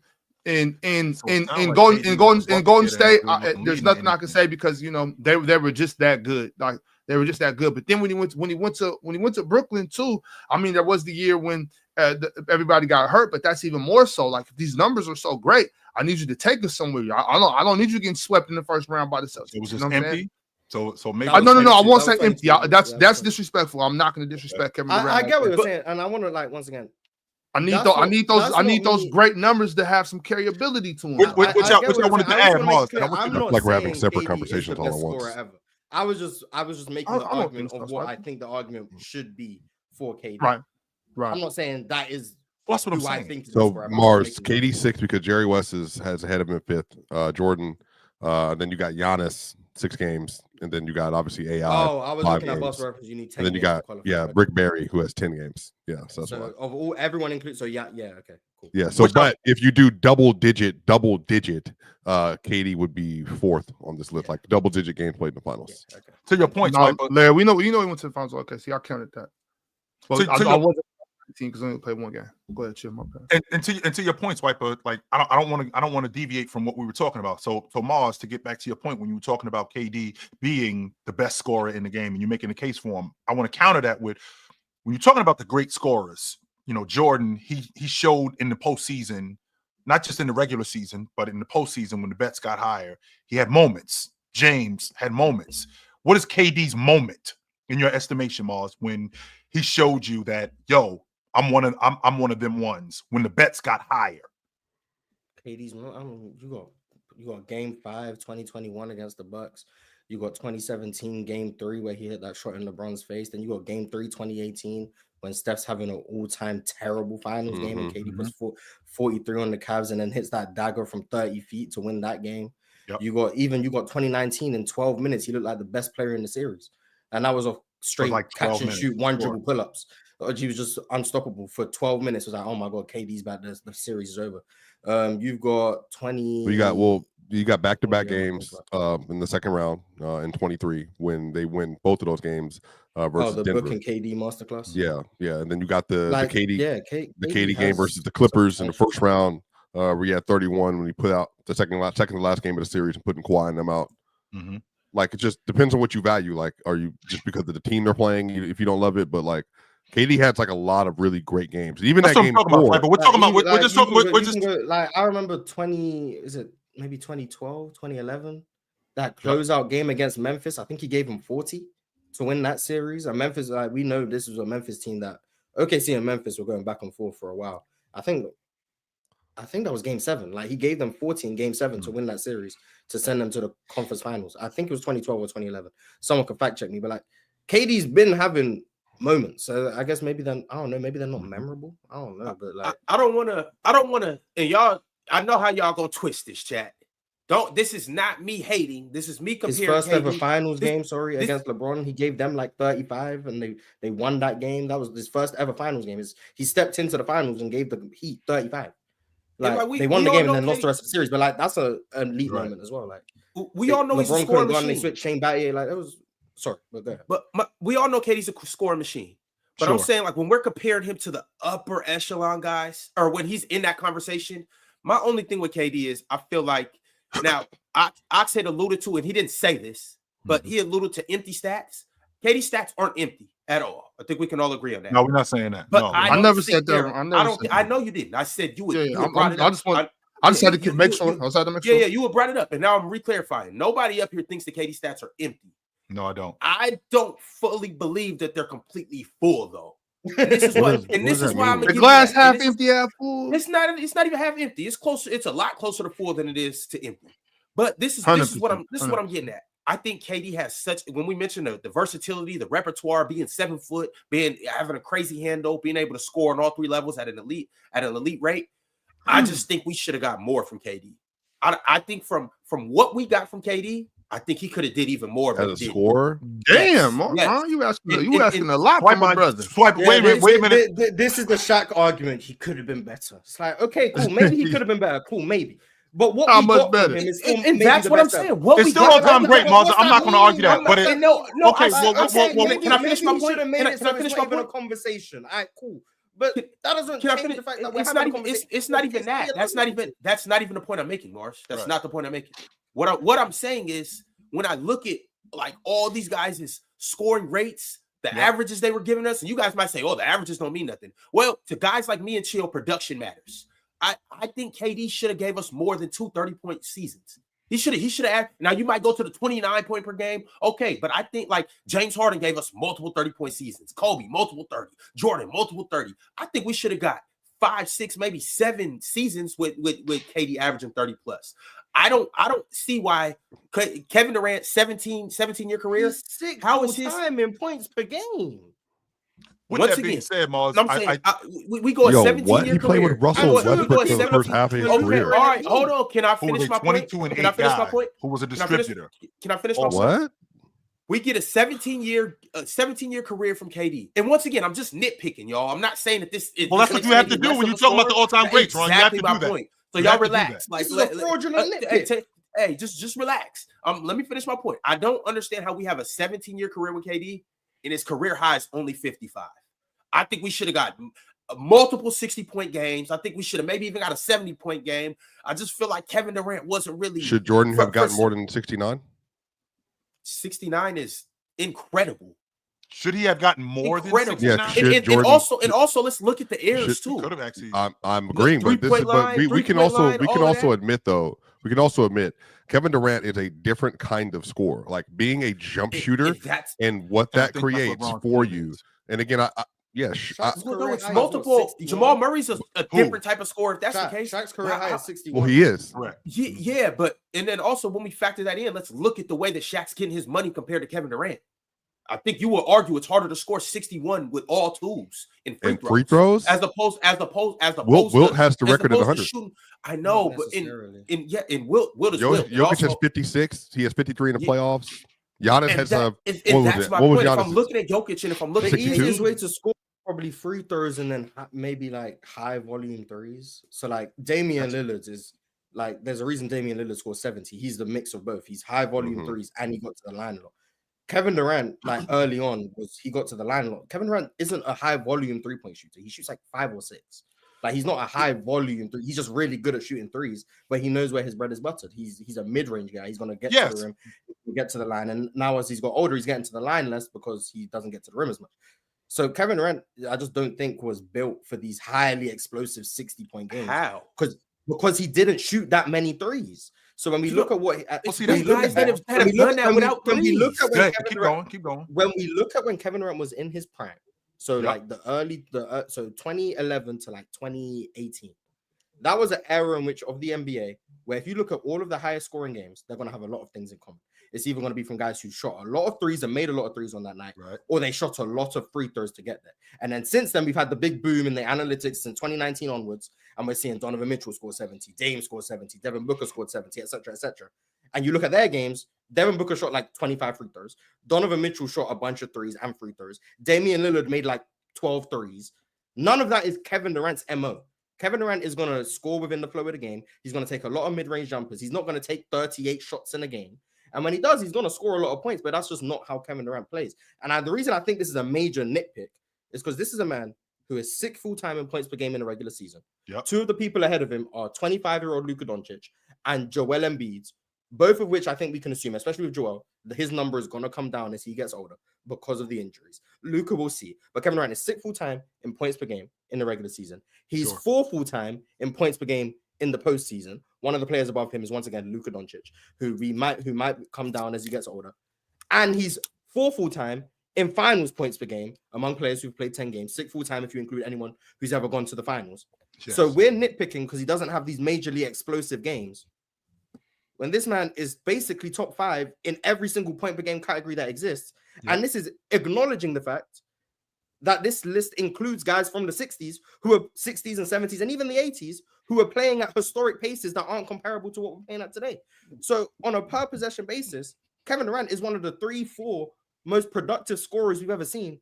But because he didn't score 70, like that's the nitpick. Like that's why I think it's right. That's why I think it's a disingenuous nitpick. Well, two things, Mars. You just brought up the fact that these guys played at an historic pace. Well, the most effective way to score is at the rim. That's number one. I mean, if I'm wide open at the rim, free throws and then free throws and at the rim. Number two, we've had guys in the past who didn't shoot the long ball like that, but still were getting 55, 60. We had guys doing that. Even Michael Jordan, Bernard King.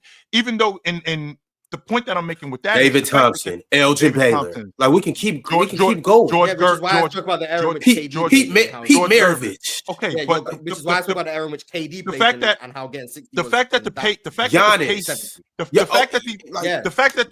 these guys, right? Yes, 100%. And the fact that these guys he wasn't chucking threes. He shot. But the fact that these guys are playing, the fact that these guys were playing as fast as they were playing, I still have to convert. The fact that these guys were playing as fast as they were playing, I still have to produce. Like just because we playing fast does not necessarily mean that I'm going to produce. In fact, if you're playing fast, you just have more opportunities to produce. You do have more opportunity, and you also have more opportunity to screw up too. I feel like with KD we're talking about singular games. If you have a game where everything's going right, you have more possessions. Yes, you're more likely to score more points. We're not talking about averages because averages KD blows. No, we're just talking about I got it going this night. Yeah, in a singular game, if you have a higher pace and you have a game where you have it going, more possessions only helps you. That's all it does. If you 100% it because does. we're talking about singular game samples here. Why We're did not KD talking never about score over the 60? course of a career. Why did KD We're not- never score 60? Why did he never score 70? He could have scored more. We're talking about singular games. Why is it when KD has it going, he's on a heater? Why didn't KD score 60? Will, hey, by the way, chill. Like, Will in that 100-point game, I need to remind myself.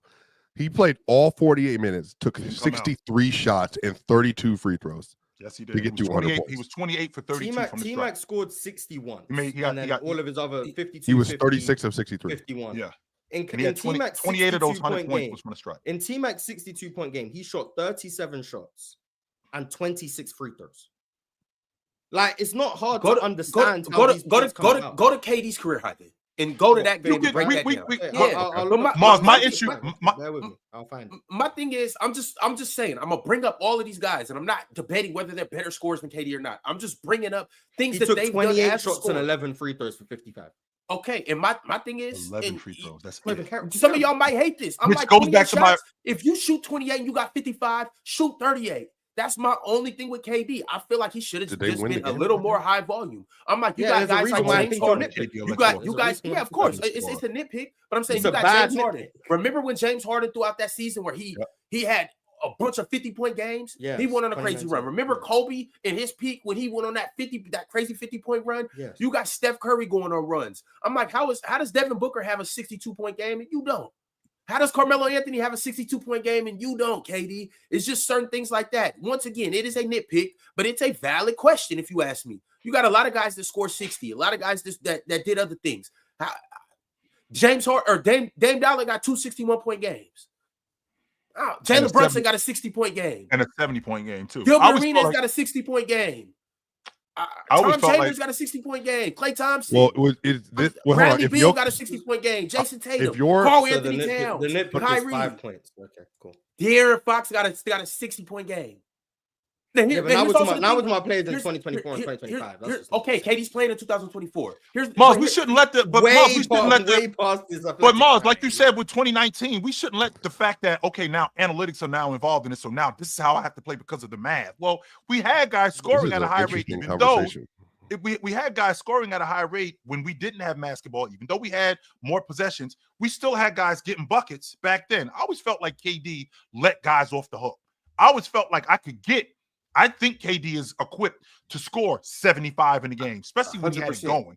I always felt like KD was that good as a scorer. I just felt like he let guys off the hook. Like, I'm only going to do this. Like, you know what? I'm not going to go for 60. I could do it if I wanted to, but I'm not going to do it.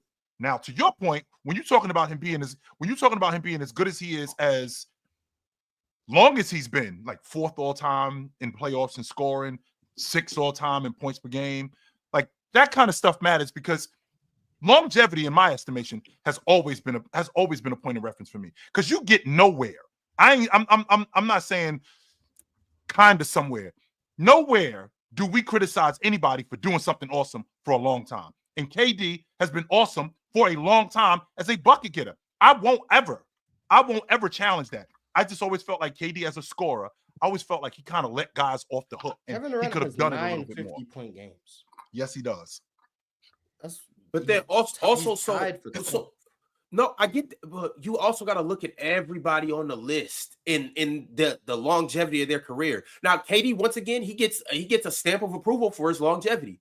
But also, when you look at everybody else on the list too, and once again, this is a stamp of approval for KD. 30 points a game. You came in as an elite scorer, maybe not elite, but you came in as a great scorer, and as of right now, you're still a great scorer. I'm just saying, over a 17-year period, I would expect Kevin Durant to at least give us a 60-point game, or at least go on a flurry of 50-point games. Like KD scored 54 straight games, and in the other couple games, he had 40-point nights, and he just went on one. We never seen that from KD, where you just go on a scoring spree for 10 straight games. You could pencil him in for 30. You could pencil him in for 30 for a month. You could do that 100%. You could pencil. But I'm pretty sure he's had. Is that going to be the SGA I'm pretty sure he's had criticism? months where he's averaged 30. Yeah, you could pencil him in for that.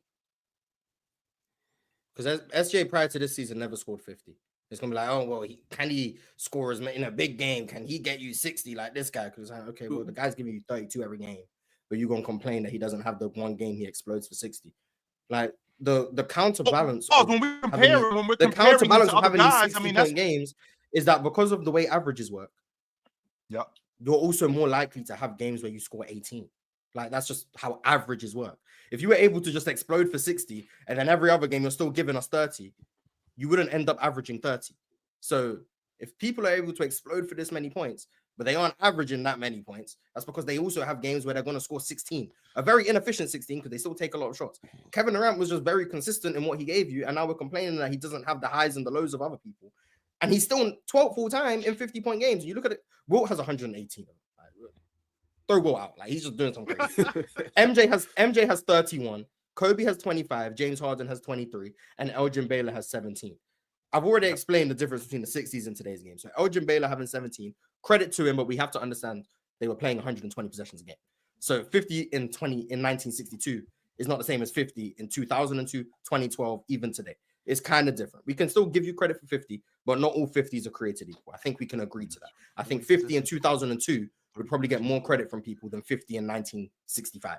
And I think that's a fair thing. But even the Wilt thing though, like if you're playing that many possessions a game, you're playing the entire game with a number of shots, and then the kind of team he was around.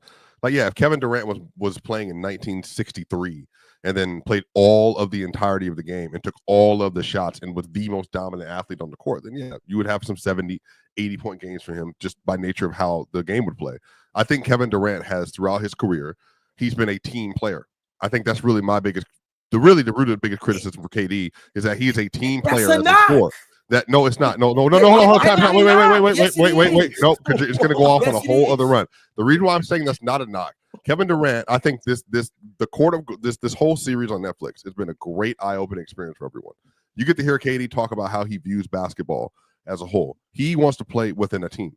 He wants to play with other people and be unselfish. He never wants to dominate the game by doing something negative or bad. But when he needs to, like he did in the Olympics, he will come off the bench and he'll score 21 points and not miss any shots, or he'll play in NBA playoff series. If nobody else has it going, he'll carry the scoring load.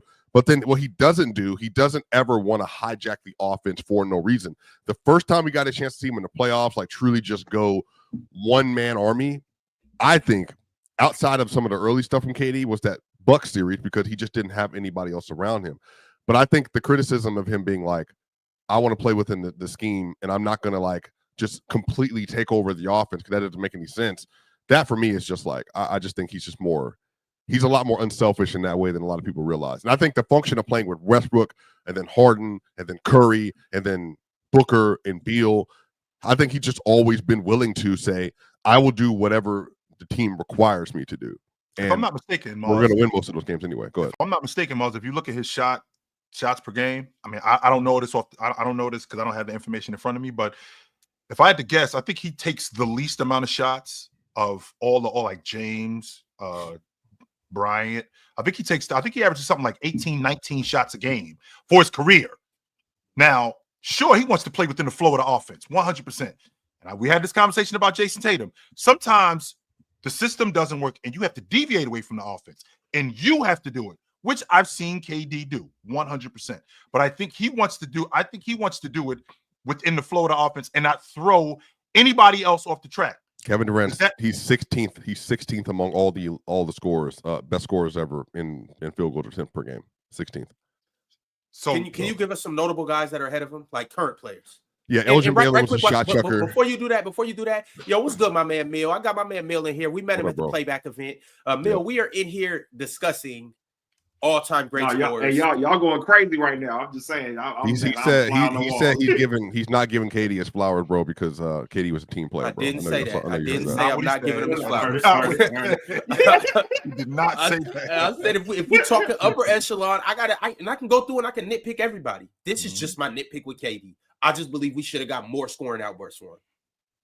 That's it. I like where you guys were getting to in terms of just like shots attempted, because like you just said, if he's that efficient and he's not forcing a whole bunch of shots, I don't think we're going to get like 60 to 70-point games like all the other players ahead of him. But Mill, why not? What if you are the best scorer on the floor? Why aren't you blowing everybody out the water every single game? I just think that's what my man Swiper was saying in terms of like he's a team player, and you can see even on the doc with like that we just watched with the Court of Gold, even on that last shot, like Steph literally said, like, bro, I thought like either KD was going to swing it or maybe even take the shot himself, but he knew to make the right play, threw it back to Steph, and nigga ended up making the game-winning shot. So I don't know. I just feel like he's not as, I don't know, like hungry in terms of like Kobe gonna gun it. You know what I'm saying? Like Steph gonna chuck it up. Yeah, that's what I'm saying. So he's the efficient KD sniper, bro. I don't think that any of these guys that we've talked about have gone into a game. I don't think Devin Booker in 2017 was like, I'm going into Boston, I'm putting 70 on y'all. No. He just realized he just had a lot of points. They were down 50 and they started and then they were down the entire game. He kept shot. KD would have just not been in the game down 40. I got going. I don't think Bryant came into that building that night and said, I'm putting 80 on y'all. In fact, he's on record saying how much he was hurting, like he really didn't even want to play that night. The point that I'm making with that is there are times though when these guys come into the building, I'm gonna bust your ass tonight. You getting this work tonight. And that work might turn into 45. That work might turn into 50, right? That work might turn into 60 specifically. I don't think that they go out and say, I'm getting 60 tonight. I don't think Carmelo Anthony was, when he went for 62 against Charlotte, and I think it was 2014, I don't think he went in saying that I'm good for 60 tonight. No, I think he got going, and I think he rode that. Let me see how far I can go with this. I think the difference with KD is KD will get going, but if it deviates away, from what we're trying to do, he'll get off of it. What about when James Harden was averaging like 50 for like almost a week straight or whatever? I feel like he was coming in every night and being like, "Nigga, I'm finna get like." James Harden averaged 44 for a month. Like, that's what I'm saying. Like I think he was having that mindset. I think he was having that mindset. Like that's ridiculous to even say. Joel Embiid almost did that too, by the way. One more time. One more time, Mark. I want to make sure I heard you. In January 2019, James Harden averaged 44 points per game. Come on, man. What we doing? I'm good for 40 on a Tuesday. Mars, genuine question. Yeah. Genuine question. Kevin Durant at his peak, whatever year you want to take. What year is that? Best scoring peak. Yeah. Oh. But no, I got a second part to this question. I just want to know. Yeah, but I was just thinking in theory. I didn't know you. 2014 probably. All right, so 2014 KD best scoring version of KD all time. Sure. Joel Embiid at his peak as a scorer. What would you say? 2024? Last season before he got hurt. So 24. Yeah. Who really is better? At what? Scoring the between ball. Who? Last season, Joel Embiid, in 2014, KD. Kevin Durant. Yeah, he said that way too quick for me. Easy, Kevin Durant, bro. What we doing? Yeah, I don't know what we're doing. I'm thinking. That's what I'm doing. Easy money sniper. Shout out Eastside General. Well, to be fair, Mars, I feel like I should answer this before Mars. I think Embiid was the better regular season scorer, but Embiid, that 34 game stretch for Embiid was unprecedented. I don't think there's I don't think he was going to sustain that. I think that was impossible to sustain. He was averaging. You just don't know how good Joel Embiid is. Well, no, but the reason why, y'all, again, it's just for everybody's context. Yep. Last season, Embiid was averaging in 34 games. He was averaging 35 points per game on 53% from the field, 39 from three, 88 from the line. And I want to say he was shooting 52% from mid-range damn near. So I don't remember if that's the exact number, by the way. I'm that's top of my head.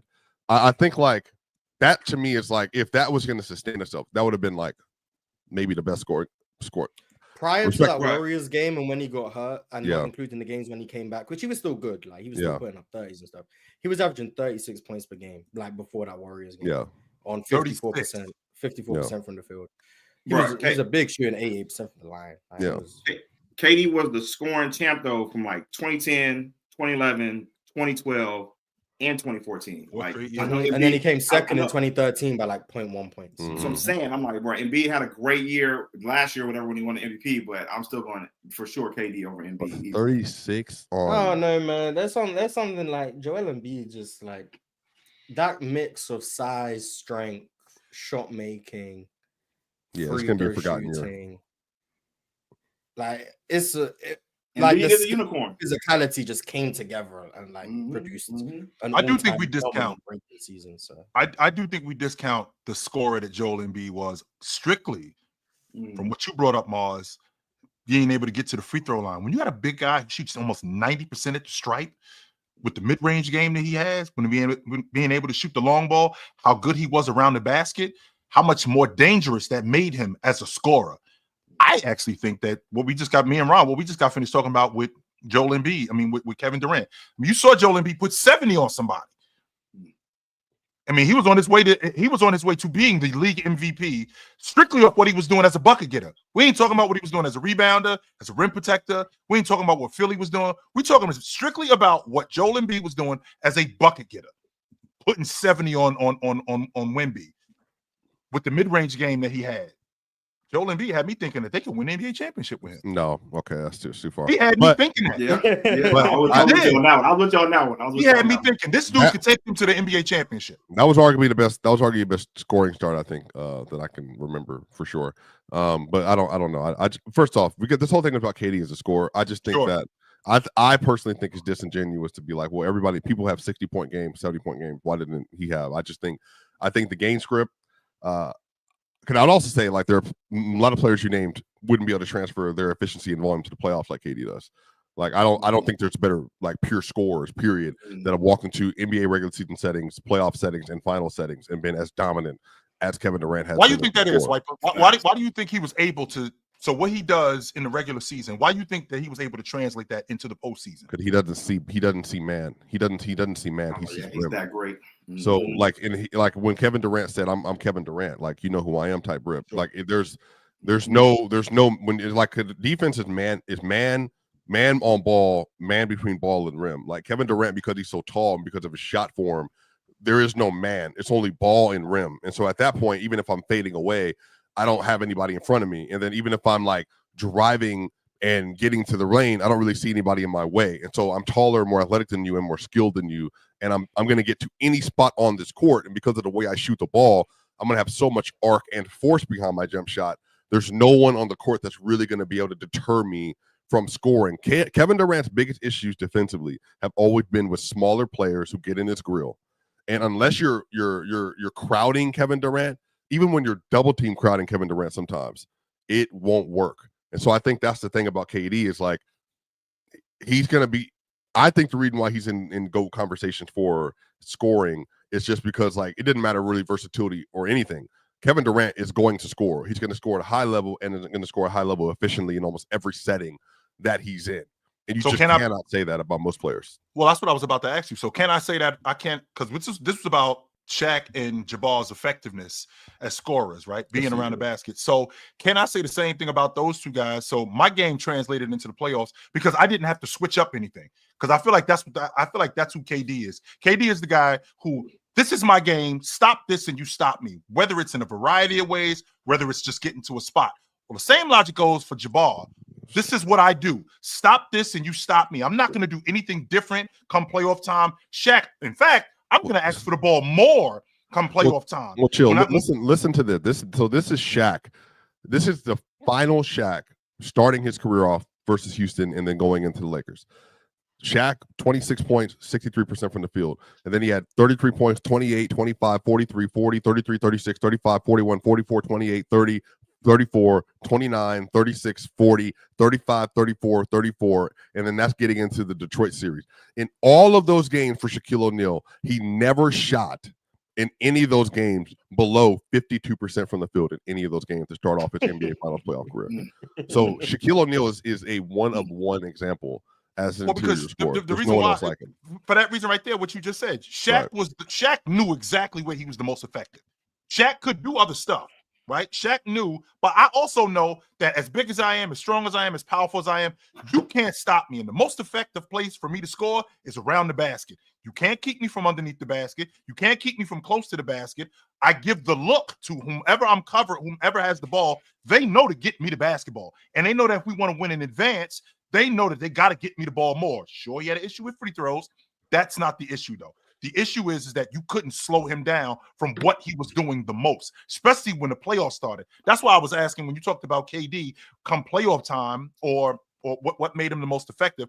I feel like I could use the same argument with both Shaq and Kareem. In fact, they did it even more because I'm playing against the better talent and I'm doing my best to force the better talent to have to deal with me more. So, for example, Sabonis. Better talent.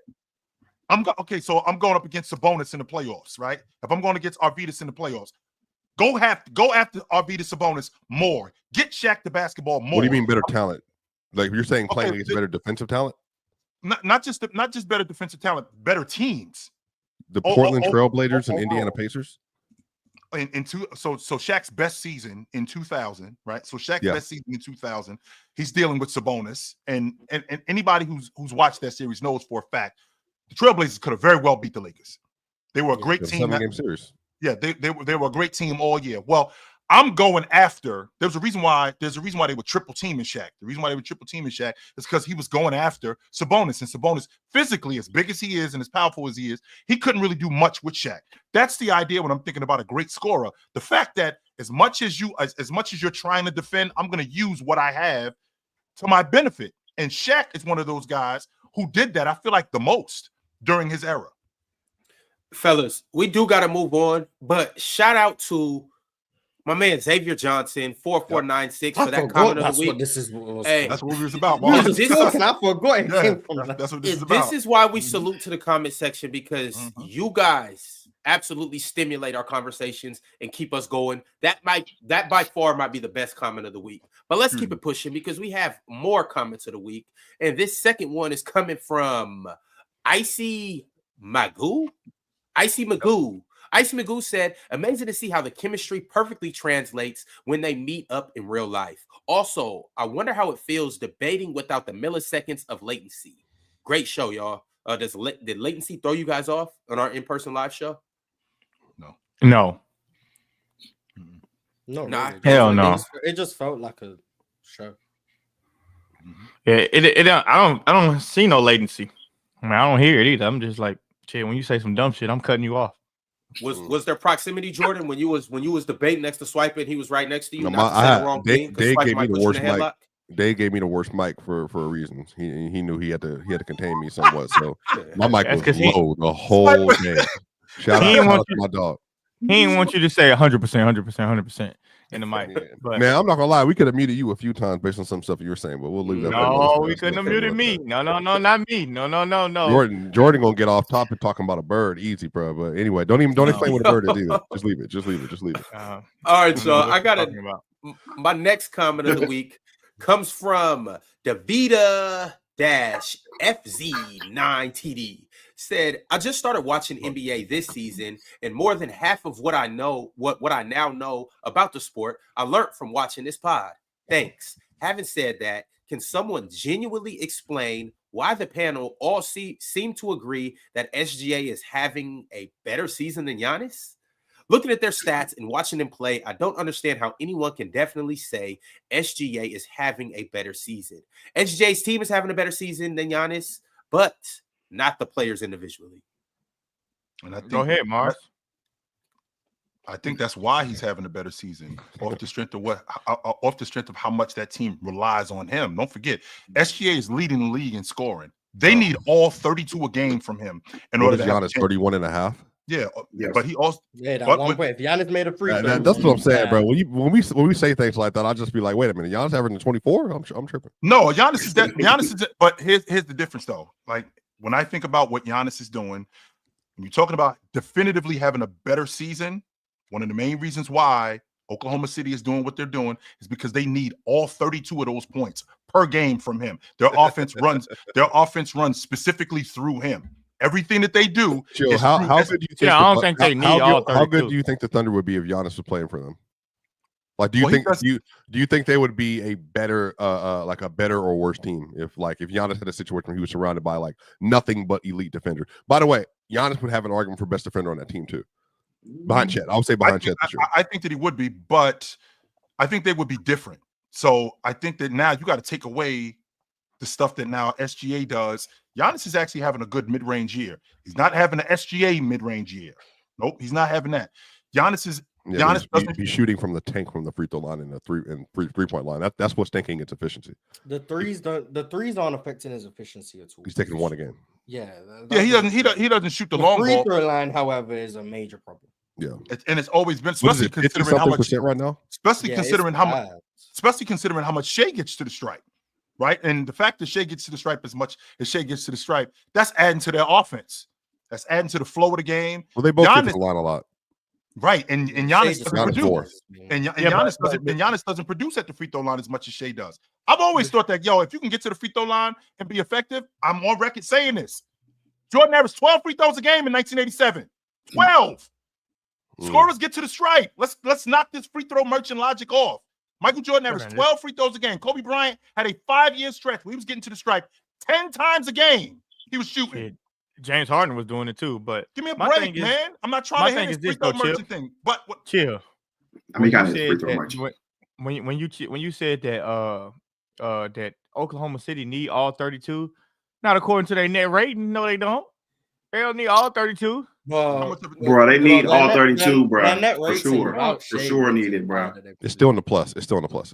Like it's still in the plus. They don't need all 32 though. When I was at the game for the Warriors, when they played SGA, when he dropped the 50, bro, like they still took an L and then they dropped 52. So like I would agree that they definitely need all 32 from SGA in order to be. What about all the games they be blowing people out? They blow a lot of people out. They don't need all 32 of the games be blowing them out. Because Shea be scoring 32 in 26 minutes. Like, so they didn't need the 32 because the game's over because Shea be putting it out. And where you think he's getting that? Where you think he's getting those buckets from, though, Jordan? I mean, it's not like he's just getting buckets and it's not empty. A lot of the stuff that they create defensively, they getting the ball up the floor to him in transition. A lot of times he creates turnovers and play makes on defense, and that speeds the game up, especially in that third quarter when they basically go on that explosion. Then when you have droughts, they suffer when they have droughts where J-Dub can't score because Wiggins can't score. They need now SGA. We can't have stretches where SGA can't score because they go in a tank when that happens. Look, I would say when James Harden was averaging his 36 a game, the Rockets probably need all 36 of them joints for sure. Yes, the Rockets needed that. On the other end, Shea don't need that 30. They don't need that 32 for them to be as effective. But they don't. The fact that he's getting that 32 is still impressive, though. Well, they don't need it in the sense that like they would still win, but the sheer volume and efficiency in which SGA is scoring is the issue. Like that's what puts them into all-time great tier. It's like if SGA was having a Booker year or whatever, they would still be the number one team in the league.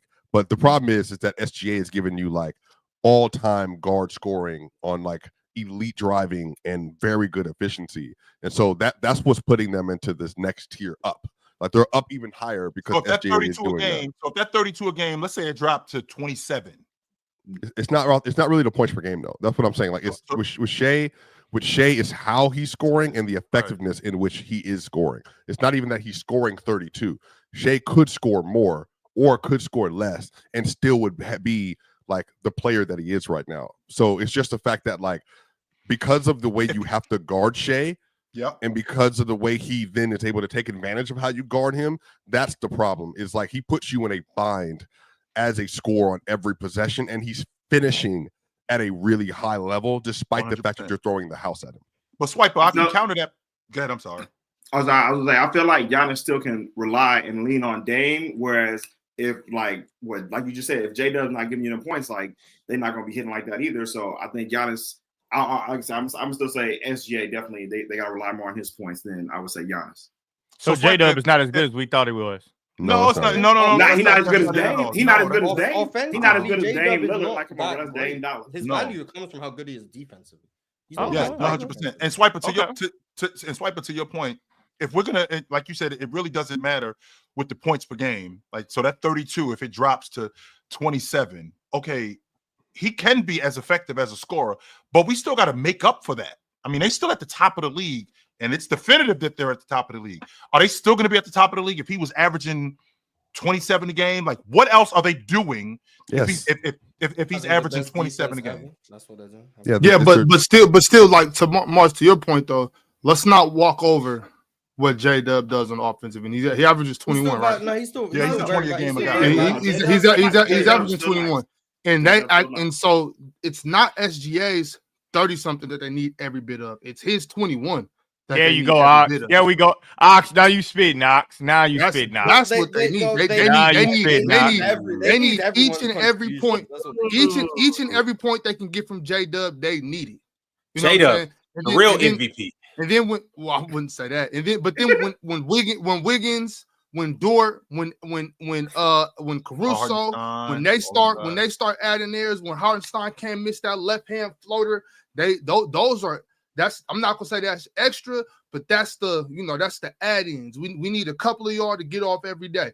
But J-Dub, you can't let up. Like in the playoffs, this amazing team will crumble if J-Dub crumbles. I don't think he will. Let's not go there. I think the kid's ready to play ball. I'm not sure. I'm not saying he's going to be a spectacular role player, but I don't think he'll fold.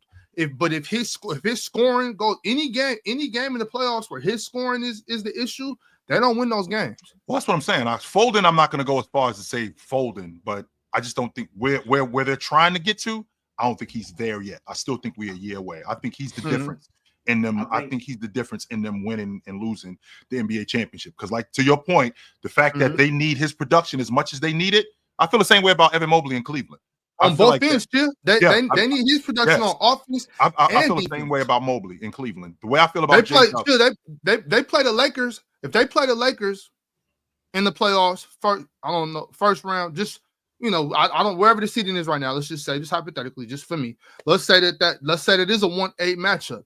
Yep. J-Dub got a ball every single game on both sides of that court. He got to guard. He's going to be guarding LeBron. He's going to be guarding Luka. He's going to be down there. He got to knock down open jump shots. He has to be aggressive when Bron's trying to guard him on the wing. He got to go at him. Right. He got to go at both of them. Either one of them match up on him. J-Dub, Dagnall got to let him know, young fella, you get matched up with one of them two, it's buckets. You're not looking for SGA. SGA gonna get his. You go eat. Put the barbecue on that chicken, boy. I think they would fold versus the Warriors though. Like J-Dub, like even with J-Dub and SGA, I think they would still fold versus the Warriors. Don't do that. I see you, bro. We already beat them. We got a Warriors fan in here now. Shout out. Without Jimmy Butler, we have beat them already twice this year. So I just think keep Jimmy in the conversation. Keep Jimmy in the conversation. By the way, beat them without Jimmy. Without Chet, we're just going to ignore no Chet. By the way, bro, we done beat each before. Hey, so hold on. So Mill, what you're saying is in a playoff series, 7-game series, you think the Warriors can beat the Thunder, or you have the Warriors beating the Thunder? I'm gonna have the Warriors beating the Thunder in 6 games. I know you're gonna say why. Six is like the safe number. It's gonna be at the house. Six is gonna be at the house. You don't want to say the series is just a wash, so you take 6. No. 6 games at the house. I think Steph would, of course, overcome SGA. Jimmy Butler, we'd have that presence as well. He would probably be guarding SGA. And then for everybody in the chat saying they got Chet, we still would have Draymond on Chet. So I'm still thinking, bro. In a 6-game, does Draymond punk Chet? Does Draymond punk Chet? Does he punk Chet? No. Chet gets buckets, bro. He didn't hit game winners on us before, so I'm not saying he gonna. I don't know, dog. Draymond Draymond gonna get in his chest though. Draymond gonna turn his TV off on his ass. I don't hate that take. I don't hate it. I don't love it, but I don't hate it, bro. I'm just saying. I'm gonna say I don't love it. Draymond gonna turn his TV off. As long as you got Steph Curry, you got action. If you got somebody, if there's somebody else out there that Steph Curry can depend on to alleviate some pressure, which Jimmy Butler can't do. Yep. You got somebody that you know gonna get you the ball, which Draymond gonna do. You can't bet against Steph Curry. You can't count on my YN. Kuminga coming back, so that's chill. But hold on, right quick. Chill. 18 points right there. Young dude. I don't think it's a YN. Remember your logic on both sides. This is a young team that you believe will crumble. And you got the Golden State Warriors. These are former champions. And Jimmy Butler, he isn't a champion, but he got the heart of a champion. He's made that run a few times. Before you go, I just want to put that in your mind before you give your take. Proceed. I think Oklahoma City smokes these dudes in 5 games. Hell no. I think they smoke. I don't think they beat them. I think they smoke these dudes in 5 games. 100%. First of all, Jimmy Butler has only played 29 games this year, so 2/3 of the season is already over. So now, he ready for the playoffs. So essentially, what you asking? So 2/3 of the season is already over. We're 3-1 with Jimmy already. I hope not. Hey, Swiper. chill. That mean he ready for the Close enough. playoffs. It better not be too bad. Damn, bro. Swipers, just so you know. It's close. Just so you know, Season's the Warriors have played 55 games. The season's going by too fast, bro. That's Yes, crazy. it's 2/3 of the season is already over. We want to play four with Jimmy. With that being said, the Warriors, I won't argue, one of the best. I think they're second in the league in bench points.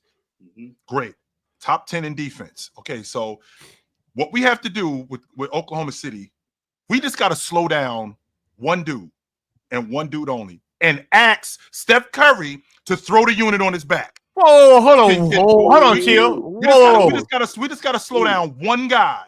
What? Jimmy ain't nothing. Yeah, like we can't sit here and say Jimmy not nothing. First of all, y'all don't even know where I'm going with this. Y'all don't even. I don't. Let's land this plane. Let's land this plane. Actually, let me take us when you hear that. Bing. I'm listening. I'm listening. Let's get us to cruise I got my seatbelt tightened on. Okay, y'all let him get this up. I got my parachute on. I might be trying to jump. So what I'm saying is, all we got to do is slow down one guy. And the reason why I'm saying we got to slow down this one guy, because now what you asking Steph Curry, who'll be 37 years old, against the best defense in the league, if we slow down Jimmy Butler, you got to tell Steph Curry you got to do it, and you got to do it for us in a 7-game series. Can Steph Curry turn into 22 Steph Curry? Can Steph Curry turn into 21 Steph Curry? Bro, Can he do that against the best defense in the league over the course of a playoff series? He has to do that. If we could slow down Jimmy Butler and ask Steph Curry to do it, good luck. But that's it right there. What you just said is why Jimmy's here. You know what I mean? That's why Jimmy's here. So if you I don't know Steve Kerr's game plan. I'm not, but for the sake of argument, let's say that he does say, let's slow down Jimmy. Well, if you're putting your resources to slowing down Jimmy Butler, what you doing with Steph Curry? We're not just going to let Curry score. Hold on, Ox. Wait a minute. If I'm using these resources to shut down Jimmy Butler, you know what I'm saying? Like, what are we doing? You can't do that. Steph gonna be over here. Like, what we on?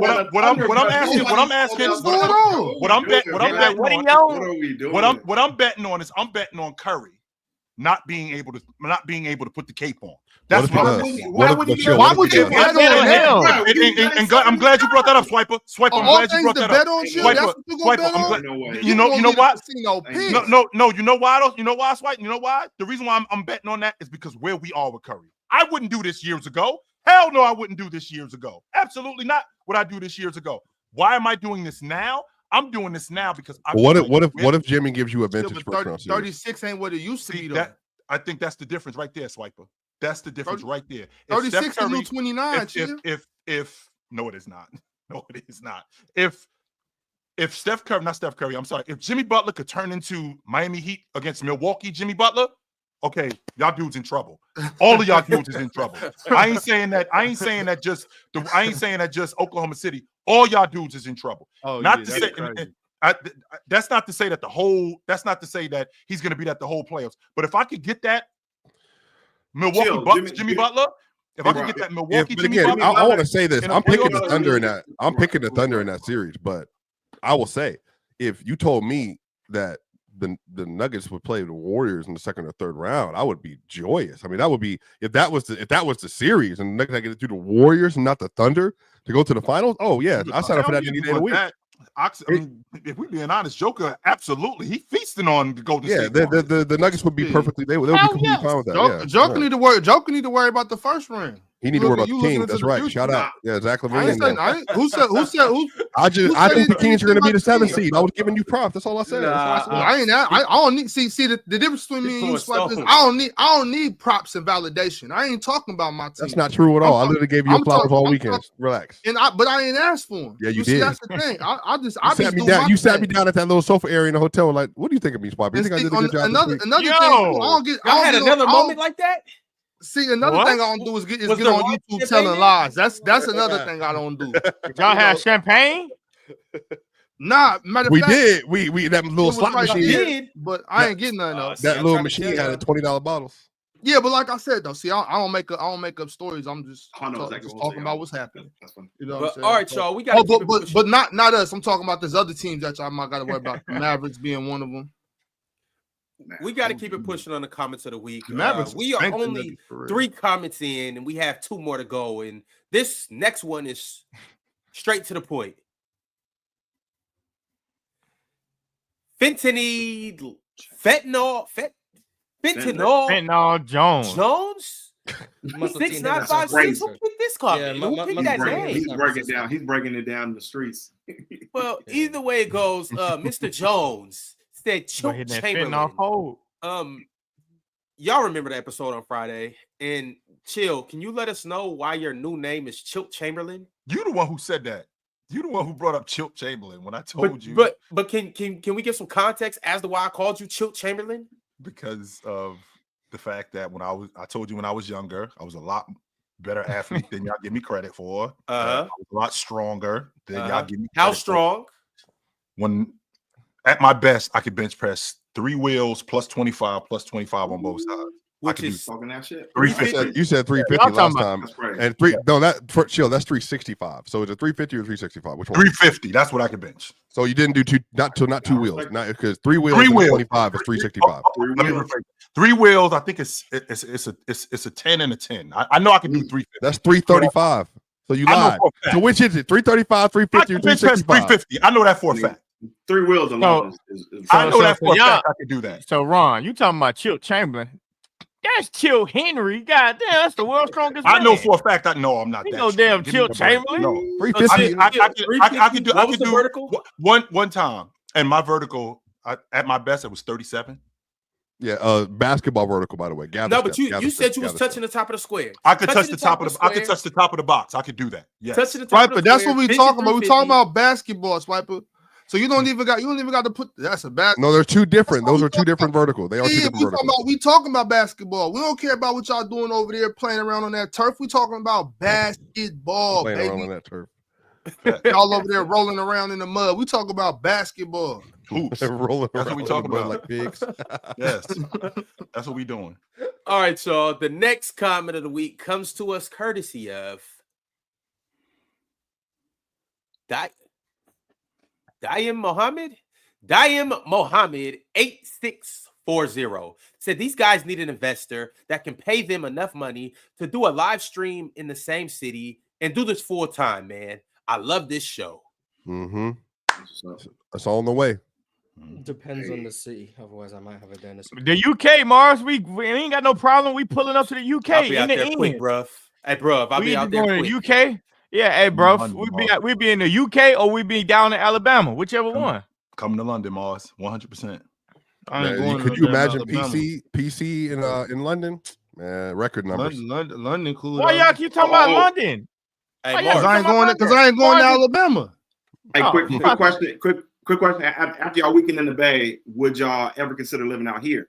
No. Why not? No, but it's just it depends on where. Hell no. Unless they don't know. They don't know. All those that downtown San Francisco. They don't know. No, bro. No, the city's cool. The city's cool. I told everybody knows how I feel about it. I think of all the cities I've ever been in, that your city and DC are the 2 worst cities I've ever driven in my life. Well, I want nothing to do with it. I'll say you don't need a car in the city for sure. Yeah, you kind of don't really need a car. But I will say this. If you throw that bread, I could live anywhere. Nah, that's real. I'm sitting enjoying Antarctica. I'll be good. Just throw enough. 300? Throw enough. Hey, 300 what? 300K? 300 what? 300K. Nah, I might need 1.5 300K? Antarctica, I might need 1.5. in a week. I might need 1.5. I ain't gonna lie. You got a mansion in Antarctica for 300K a year, bro. Nah, I need 1.5. Antarctica alone is crazy. But they got mansions in Antarctica now? No, I didn't know that. No, they don't. I didn't know that. 300K in the Bay, I don't. You know they got you living solid, bro. You living solid with 300K in the Bay, bro. I don't want to live solid though. I can live solid in Houston. You're gonna live like a king. You're gonna live like a king in Houston for 300K. Yeah, I don't want to live solid in the Bay because that's Man, you can live great in the Bay for $300K. Y'all tripping, bro. Thank you. Great. Let's Great do the numbers. Great is crazy. First of all, you got a 1-bedroom apartment for $3,700, and you're gonna pay, and you're gonna get 626 square feet. You're gonna get 626 square feet for $3,700. And your doorman, a homeless man. Yeah, your doorman doing a fentanyl lean bump all on the side of you. He gonna hold it down for you, though. He gonna hold it down for you. You know what? I would be hiring people off street. Sure everything is straight. You know what? You're right. Because I wouldn't be paying rent in the Bay. I just wouldn't pay nothing because who gonna evict me? You got to come through all these fentanyl lean bumps over there. Y'all ain't coming out. Y'all ain't coming up the stairs. Man, once again, y'all didn't see the whole Bay and or the whole area. Y'all only see the city. It's beautiful out there. Man, the city was moving though, bro. The city was moving, bro. Shaking. Like, it was shaking. It was shaking up and down. To be honest with you, it was shaking up and down. I will say it was a We Are the World festival in San Francisco, so I absolutely could see myself enjoying my time at San Fran. If we were what you mean we are the world?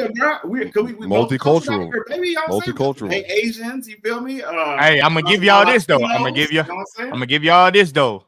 I said it a long time ago. Man, boy, the Bay got the most 6, 7, 8s I ever seen in my life. Oh, that's cat. I ever seen them. No, that's a good thing. That's a compliment. That's a compliment. He's showing love. That's a compliment. 6? A 6? What are we doing? No. The most 6, 7, 8s I ever seen in my life. He's saying like the floor is higher. You got a lot of floor raisers in the city. Yeah, bro. Because in Houston we can get 10s, 2s, 3s, 10s, 3s, 2s. No, the Bay is 7, 7, 7, 8, 8. First of all, Swiper, the lowest. Some of the most fun that I've ever had have been with a 6. Let's keep that a B right there. So, the most fun you ever had was a 6 or with $7. The most problems that I've ever had in my life have been with 9s and 10s. So I'm good. That's big. No, that's free game. I'm straight. All right, y'all. Let's get into it because it was an all-star weekend, which means there was an all-star game, and which means there was a dunk contest and a skills competition and a three-point contest and a Rising Stars game.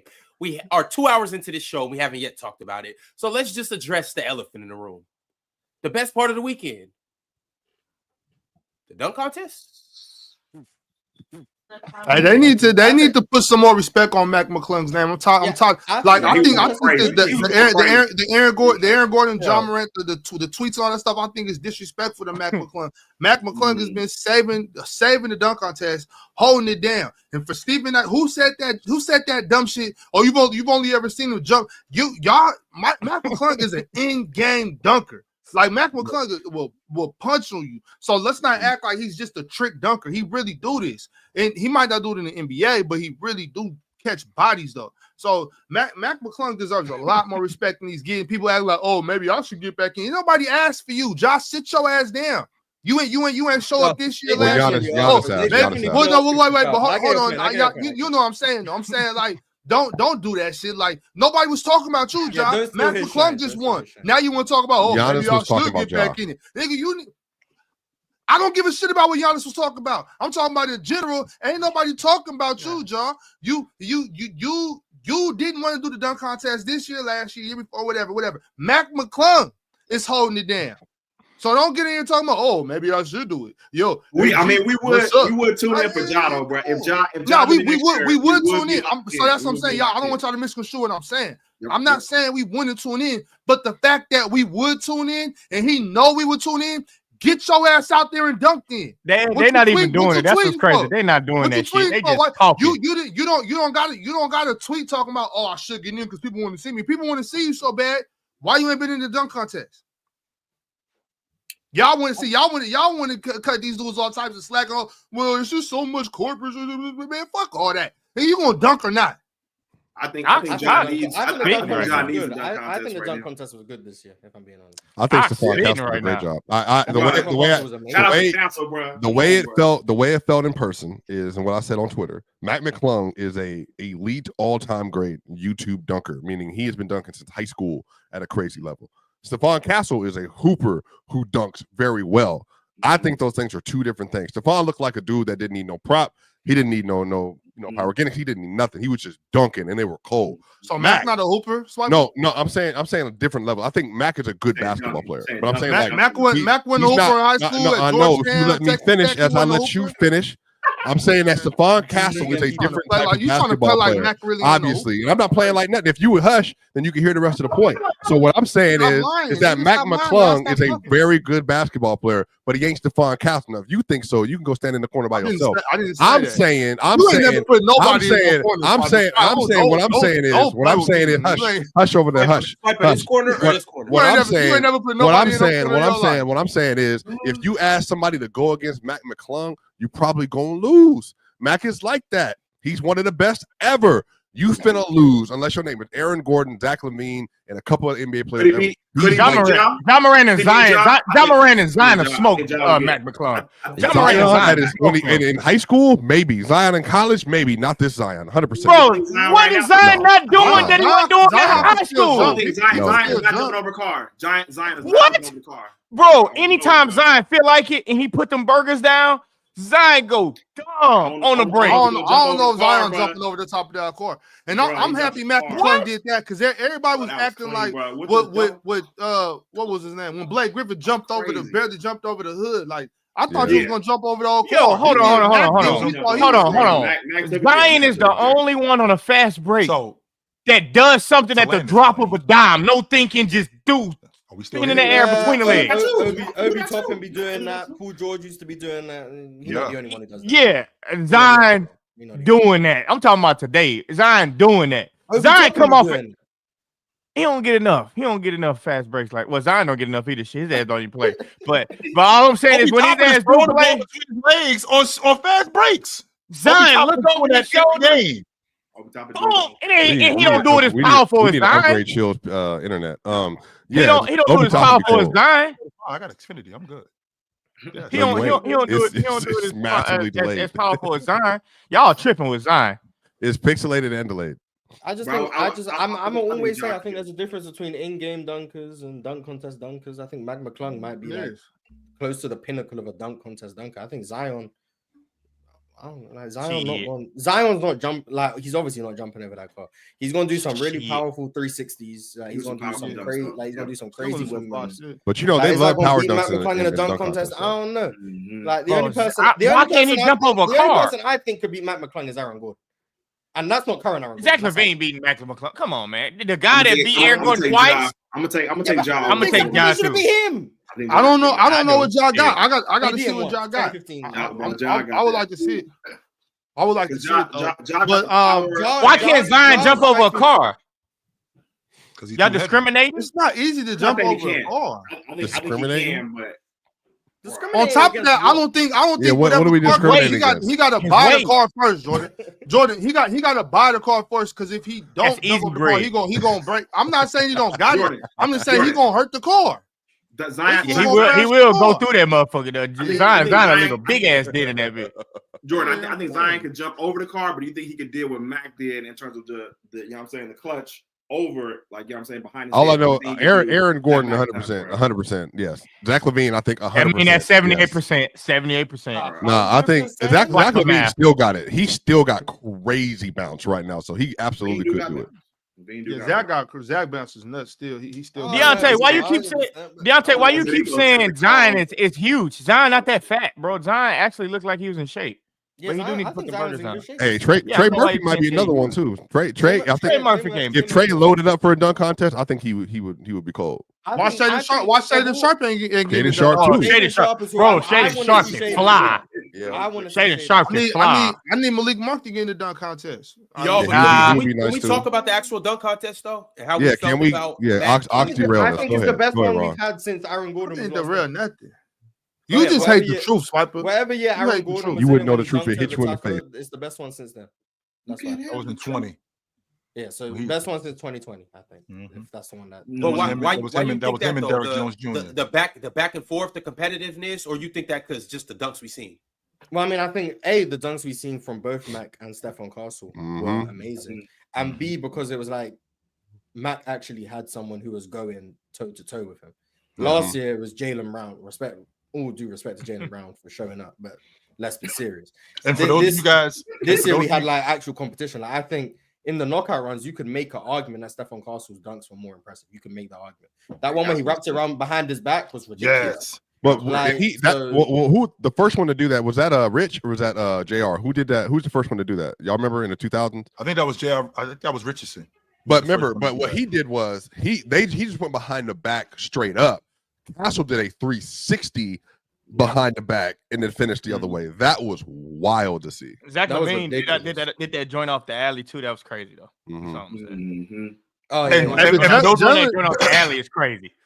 Jaylen Brown showed love in his dunk contest, though. No, Jaylen Brown, that was horrible. But not so. No, what I'm saying is his dunk. I didn't say his dunks were great. I said he was just showing love. He was putting on his dunk contest. You should have showed some. Hey, Sam, hold on, because we didn't bring it up. I did see Andre Jackson trash ass dunks. I did see it. Garbage. Yeah, him just like his game. Him and Matas went great. I ain't gonna lie. Yeah. That first one, like that bounce dribble that he tried to get though underneath the basket would have been nice. Yeah. But Woulda, coulda, shoulda. yeah. Get your ass out of here. All his threes that he could have made when he be open in the corner. Can I shout out? Andre Jackson's crazy. But Can I shout out? Can I shout out Stephon Trash. Castle? First and foremost, I didn't know he was that big. Really? Yeah, he big as No. hell. Hey, y'all. He's So tall. Chill, can you give the context to the whole thing? Yeah. We was at NBA crossover, and we working. Castle walks by with his people. He every bit of 6'6". Mhm. Every bit of it. Like for those of y'all that think like he's 6'3", no, this dude is significantly taller than me. Significantly taller. Chill. You downplaying yourself. So we at NBA crossover. Castle walked through, and he looking for Chilltown hoops. He passed up the Trench Man, PC Ron, Big Ox, Lil Mars, and go straight up to Chilltown hoops without Chill saying, "Yo, what up?" He walked up to him. He did. I'm Say what's up. Damn. That was Chill, he dope. dapped you I up, thought or he just that said, was "Oh, dope. That was dope. I was Yeah, like, look like he know that was dope. Chill. Hold on, but then walk with you all the way to the barrier. Yeah. With Until the rope VIP and said he can't go no more. Chill trying to downplay himself. That's all I'm saying. Chill, we don't need to do that. Chill got the most motion up here. What? Hold on. What did you say, Swiper? TikTok chill. That's what. Oh, okay. I thought you said something else, bro. I'm like, yo, cut the cameras. That sounded crazy. All right. So the dunk contest wasn't necessarily mid. It was a step above mid, is what I'm hearing. I think it was a good dunk better. contest. I I thought it was good. I think Castle and McClung were good. I think that was a good dunk contest. I think if people don't think it was a good dunk contest, I genuinely think they're just hating. Like, I think that was a good dunk contest. The 3-point that was the contest best part of the sucked weekend. after the Dunk first contest, round. best part of the weekend for sure. Excuse me. I don't know, man. The The first best event, yeah, probably the best event. well, the first game between the OGs and the Rising Stars, I thought was good on That was Sunday. pretty good. Yep. Yeah, they were that was playing good hard. basketball. it was good until they started doing Bro, what I they liked- did in the final game. Mhm. I don't know. Yeah, I think the final game was probably the worst one, but I did like the new Yeah. format for real. Yeah, love I like the old format when the one when they did the one for charity, and then like the last quarter was for like 24. But either way, I'm not trying to nitpick with it. I liked it, but they was playing ball. I was satisfied with the level of competition. 100% satisfied with the level of competition in this year's All-Star game. So you Victor take was all dominant. those It was- commercials and I segments out? wasn't. I don't know what y'all It was. was. What'd you say, Ron? You take all those commercials and segments out, and they just play straight through. You think it would have Nah. been heat? Way better. No. Well, yeah, but I Way still think that the only issue was that when they stopped that last game when it was 1-11. last game. I think they should have got all of that, all of the Mhm. commercials, all the performances, all the thing they That was did. They should have terrible. got that in between. Yeah, what was The that? first what was that game, like they in should have did person? that. They should have did that before the first game, That in was between so the first and second game, and in between the Respect. second and third Respect. game. They shouldn't have. What? That was so crazy, like watching that. Yeah, they should, but they should have shouldn't have stopped the game. They should have did it before the first, in between those, and just in between the games. And I think that's fine. You gotta sell ads, but you gotta have commercials. You gotta pay bills. It's a corporate weekend. That's what timeouts are for, though, Ox. That's what TV No, timeouts it's for. not. It's not. But it's not a regular game though. If it was a regular Yeah, game, but we'd have all types of problems. 3-hour event we- that has like an hour and a half worth of ads is crazy. So yeah. That's So what I'm nuts, saying, Mark. what I'm saying is already Nuts. we always that's all we ever hear about all the time is I can't believe you don't got YouTube Premium. Then y'all was crying because they started the games 10 minutes late. But So I Ox, know remember that what y'all. we I doing know here, y'all though, hate though. that. Right. I know, Chill. I know, Chill. I What know. I'm saying is, I understand already that y'all are, y'all can't be inconvenienced with a couple seconds of ads. I understand that, but this isn't this isn't. Couple seconds. That's not what I'm saying. You would listen to what I'm saying, like you just said. You shush, said shush, 2 minutes. Shush. What It I'm was saying inaccurate. is, look, what I'm saying, that's not what I was saying. You're not listening. I said The whole y'all group heard can't what you said. Go ahead, say it again. Yo, shut up and listen, bro. I said you can't. I did hear it, Swiper.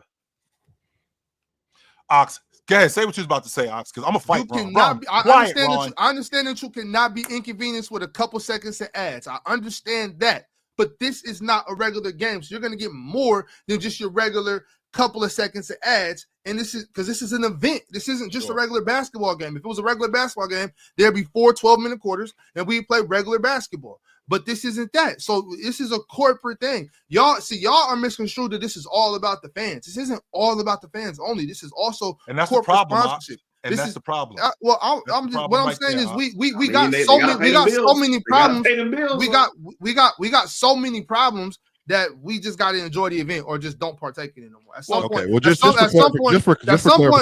like KD said, just cancel the shit. You know what I'm saying? Just for clarification, there were 30 minutes of actual basketball play in a 3-hour period. And the issue was that in the final game, which was the championship game of All-Star, the score was 1-11. It was a single timeout. Ox is right. Yo, I can't have y'all up here if y'all just gonna talk over each other. Like, have a conversation. Come on, like y'all. Come on. It was getting good though. As you were saying, Swiper. It was literally 1-11. And then there was a timeout by the team down 10 points. And everybody assumed it'd be a quick timeout like all the other games were. And then in this particular game, there was a 25-minute delay for a literal send-off to the TNT crew, which made no sense given the context. And then they also did performances as well during that point. Everybody in the entire arena was shuffling their feet, trying to figure out what was going on. The players were literally they started stretching at one point. I don't even think the players knew it was coming. That's the issue. The basketball win was there. The everything that they were asking for, the competitive, the defense, that was there. The issue is, I think the Ox's original point, you can time it better because everybody from the fans to the media to the players, all the momentum was gone after that 25-second interlude, and nobody knew it was coming. So they literally hurt their own product. Is what I'm saying. The game was good. Go ahead. I remember asking if the game was over, like because it was so long. I thought the game was done. I was like, what? Like I don't remember who was sitting next to me, but I asked if the game was done. Because I didn't know why we were just waiting so long for stuff. Me and you was arguing for an hour, so and then you said Trae Young is just as good as Magic Johnson, but we are not bringing that up here. So we bringing that up. We bringing that shit up. Hell no, we ain't doing that. I think the All-Star game itself was cool. I think the opening games they were competitive. Wemby wasn't lying. Wemby was playing basketball. Like that was cool. Jaren Jackson Jr. too. So I think that was cool. Yeah. I think they competed. I think they gave effort. That was cool. I think the games were good. Steph was doing Steph Curry things, which is always entertaining to see. Shout out to the GOAT. I think the NBA itself ruins the product with A, why am I seeing Kevin Hart so much? And B, why am I seeing so many ads? Like, I'm fine. I understand commercials. I understand this is a business. You got to make money, blah, blah, blah. I think it was 30 minutes of game time, and then the rest of it was ads and cuts. The GOAT period. Like, that's ridiculous. Like, I shouldn't be seeing 30 minutes of basketball for the All-Star game. And I'm seeing 3 times as many ads. That's ridiculous. So yeah, but I will say this though, Mars. But I think it was competitive. I will say this, Mars. I thought it was competitive besides one person. Goddamn Donovan Mitchell playing too damn much. All that laughing and shit, getting his shit blocked. He needs to be working on trying to do that shit in the playoffs. Because all this laughing, going to the goal, smacking that shit off the backboard and shit like that. Brother, that's your problem. That shit pissed me off. I'm watching him just get his shit blocked twice by Jaren Jackson Jr. and by somebody else blocked this shot too. And I'm like, bro, what are you laughing about? How's that funny? Like, what's funny about that? Hey, it's so funny, block my shot. Man, stop playing. Yo, shit together. Also, like Şengün played 10 seconds in the last game. And who got him a bucket? No, not the last game. In the first game, he scored 4 points. Yeah. But like that's like the games are only up to 40, so we're getting guys who like made the All-Star team and they're barely seeing the floor. That's kind of like, and the reason I'm bringing up Şengün and not guys like Cade and stuff is because, like, respectfully, the country of Turkey was waking up to watch Şengün be an All-Star. Right. It was 3, 4, 5 a.m. for them, waking up to watch their second Turkish All-Star ever. And do you think that? Like, do you think they should make do you think they should make the losers play each other so that way you're able to see the players more? So like whoever loses those games. I mean, I would probably just up the score from 40 to like, I don't know, 60. 50. Kamar, they were trying to get him in with like 20. It was like 24 or 25 points. They were trying to get him in. And there was no stoppages. And he won't. Right. They just kept whooping their tail. After a made basket. Like, honestly, they should have just did a sub timeout. Why somebody ain't foul? Sacrifice for your teammate. Man, hey, you know what? I got an idea now. How about we do it just like the hockey? How about we go? You want to be an all-star? Let's bring a little bit of the United States together and the Euro League together. Let's bring a little bit of that in there. Let's say we give me 10 guys from the NBA that's an all-star, 15 maybe, whatever, and bring your 10 guys from the Euro League, 15 or whatever too, or different countries. We got USA all-stars. Whatever all-stars. Just do a tournament? Yeah, let's do it. It is what it is. Mid-season. Yeah, that way the players are gonna play hard because don't nobody want to lose to because nobody want to lose to Serbia. They don't want to lose to Serbia. You can't do like that. It's gotta be USA versus the world. It's gotta be USA versus the world. I was like USA versus the world. And you got plenty of foreigners in the game. There's not enough world all-stars, and you're gonna have legitimate American all-stars missing out. Because you need to fill up the world spots. You're gonna have Dennis Schroeder making an All-Star game because you need world spots. No. You're gonna have they need Dennis? They need guards, yes. They need backcourt players. No. The All-Stars. Kyrie. We got Kyrie. Now, Shea from Canada. We got Kyrie, LaMelo. Kyrie's trying to play for Australia, so Kyrie. Oh, damn, we can't even take Kyrie. Where you get LaMelo from? No, I'm saying. He was talking about America. Yeah, for America. Oh, okay, my fault. So Kyrie playing for Australia. But I mean, they got enough. They got Luka, Darius Garland, Jamal Murray. They got Jamal Murray. Luka Shea, Jamal Murray from Canada too, though. They're talking about the world roster. He's talking about the world team. Oh, he's talking about the world roster. I'm talking about the world roster. Luka, Shea, Jamal, Kyrie. That's enough guards. That's enough guards right there. These are front court players now, but. Yeah, but that's enough guards. So we get Kyrie. So we use a little bit of not a loophole, but we get Kyrie in there. So cool. Luka, Shea, Jamal, Kyrie. They have 4 guards. Yep. The rest. And then you gotta add some. They gotta add some guys from overseas. Legitimate American guards or legitimate American players are not gonna make the All-Star team. So that respectfully, Jamal Murray can make it. So we have players for the world team. Well, it ain't. You know what it is, Morris? It ain't an All-Star game no more. It's just America versus the world. What we doing is we getting the best of America. If you view the All-Star game as it's an accolade, it's the top 24 players in the world. It can't be USA versus the world. Well, look, what we do, Morris, is you just get your list of All-Stars. You release the All-Star awards. These are the All-Stars, but that's not the game we play. Y'all, you was an All-Star, but you didn't make the team. You go on vacation, have fun. You know what I'm saying? That's fine, okay. Yeah, and we just go American versus the world. That's how you would have to do it. What? Because otherwise some illegitimate All-Stars are gonna be playing just because they're from a different country. Oh, the game. So chill. What we're doing is basically, essentially. Now, hear me out. Let me finish. Like we essentially cancel All-Star Weekend. So no, there is no more All-Star Weekend. No, hold on, Jordan. Keep going. You cancel All-Star Weekend. There is no more. So what I'm talking about is traditional All-Star Weekend is. There's no more All-Star game. We still got the dunk contest and the 3-point contest if you want to be a part of that. There's no more game though. Now what we're doing is we're just having a America versus the World weekend.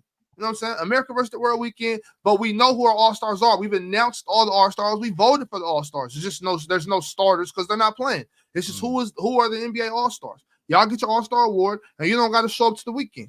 Who does got to show up to the weekend is the best 12 American players and the best 12 world players. That's the game we have. So The reason why we voted that would make sense. I don't think that's what they're gonna do, but that would make sense. No, it wouldn't, Mars. The reason why we voted for the All-Stars because we want to see them. That's why we voted. Yeah, but not no more. Chill, we not voting for that no more. Chill, we doing something different. I'm not saying. Okay, so if that's all I'm saying, if you're gonna do USA versus Worlds, Ox's way to me is the only legitimate way it can be done. If you don't want to do USA versus World, then that's cool. I'm saying if USA versus World is a thing, you can't just start putting international players on the All-Star ballot simply because they're international, because that will dilute the value of being an All-Star, because then you just have an unfair advantage if you weren't born in the USA because you're competing against less people. That's unfair. So you would have to have it. The world had you just name the 24 All-Stars. Yeah, it has legitimate All-Star. Of course, especially in the front court. Giannis, Jokic, DeMontis, Wemby, etc. Rudy. Yeah. But like, it makes sense. The issue is the backcourt players. That's the issue. The backcourt players. They don't have the 12 world players. Dame. Like, it's if you do the top 24 players in the world, 12 of them aren't international. But you're gonna have 12 international players on this All-Star team because you need to have 12, which means legitimate Americans who deserve it won't make it simply because they aren't international. That's unfair. So if you're gonna do USA versus World, you have to name the All-Stars, the top 24, the backcourt, frontcourt, whatever, and then just have the international players who weren't All-Stars play on the international team. That's the only way it would be fair. Now, if you don't care about being fair, that's a whole different conversation. But like, that's the only way that makes sense and is fair, is what I'm saying. All right, that's all we gotta do it my way, Morris. Yo, I got a couple other things. A couple other things about All-Star Weekend that I do want to mention. The All-Star Game averaged 4.7 million viewers, which is the second least watched game on record. But there was a lot of social media engagement though, and that's what we're transitioning to. We got to realize, like I said, like I've been trying to do for about 2 months now. I'm trying, because that's my New Year's resolution. I'm trying to come to the new age, the Gen Z. You know what I'm saying? I'm trying to leave the millennial thinking alone and get to that Gen Z mindset as far as entertainment and stuff goes. You know what I'm saying? Not all the other ways, but you know, we got to come to terms with that, bro. It's not on TV no more. It's on the phone. It's on the internet. It's on the apps. You know what I mean? You gotta download the apps, man. You know, for sure. That's where it's at. And I just think the way the NBA counts viewership is just outdated. Like it is. That's what I was about to say. Views. Like we're just way past the point where most people are watching it on TV. Right. A lot of people are watching it on League Pass. They still don't count international viewership, which is getting higher every year. International viewers are way higher than they used to be 30 years ago. They don't count at all. Then you also got to remember, like, a lot of people just aren't watching these games illegally, which is like a whole different conversation. Then shout out to playback.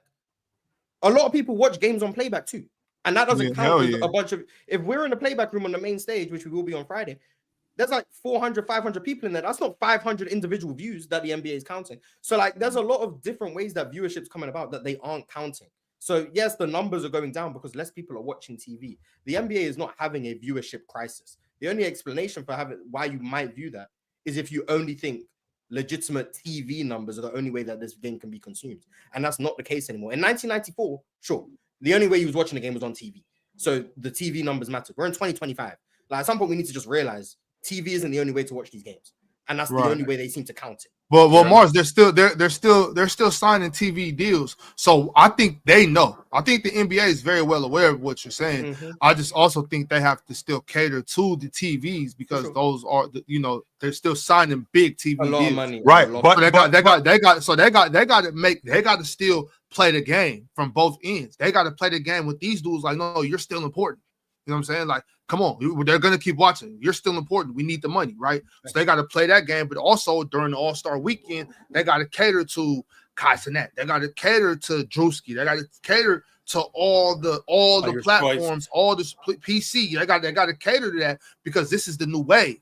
You know what I'm saying? So they playing from both. They playing the game from both sides. And as fans, as fans, viewers, subscribers, whatever we want to call ourselves, we got to be able to be okay with that and understand. There's a little sacrifice that comes with it. Sometimes we might got to sit down for an extra 10 minutes to watch a few ads if we still want to get this product.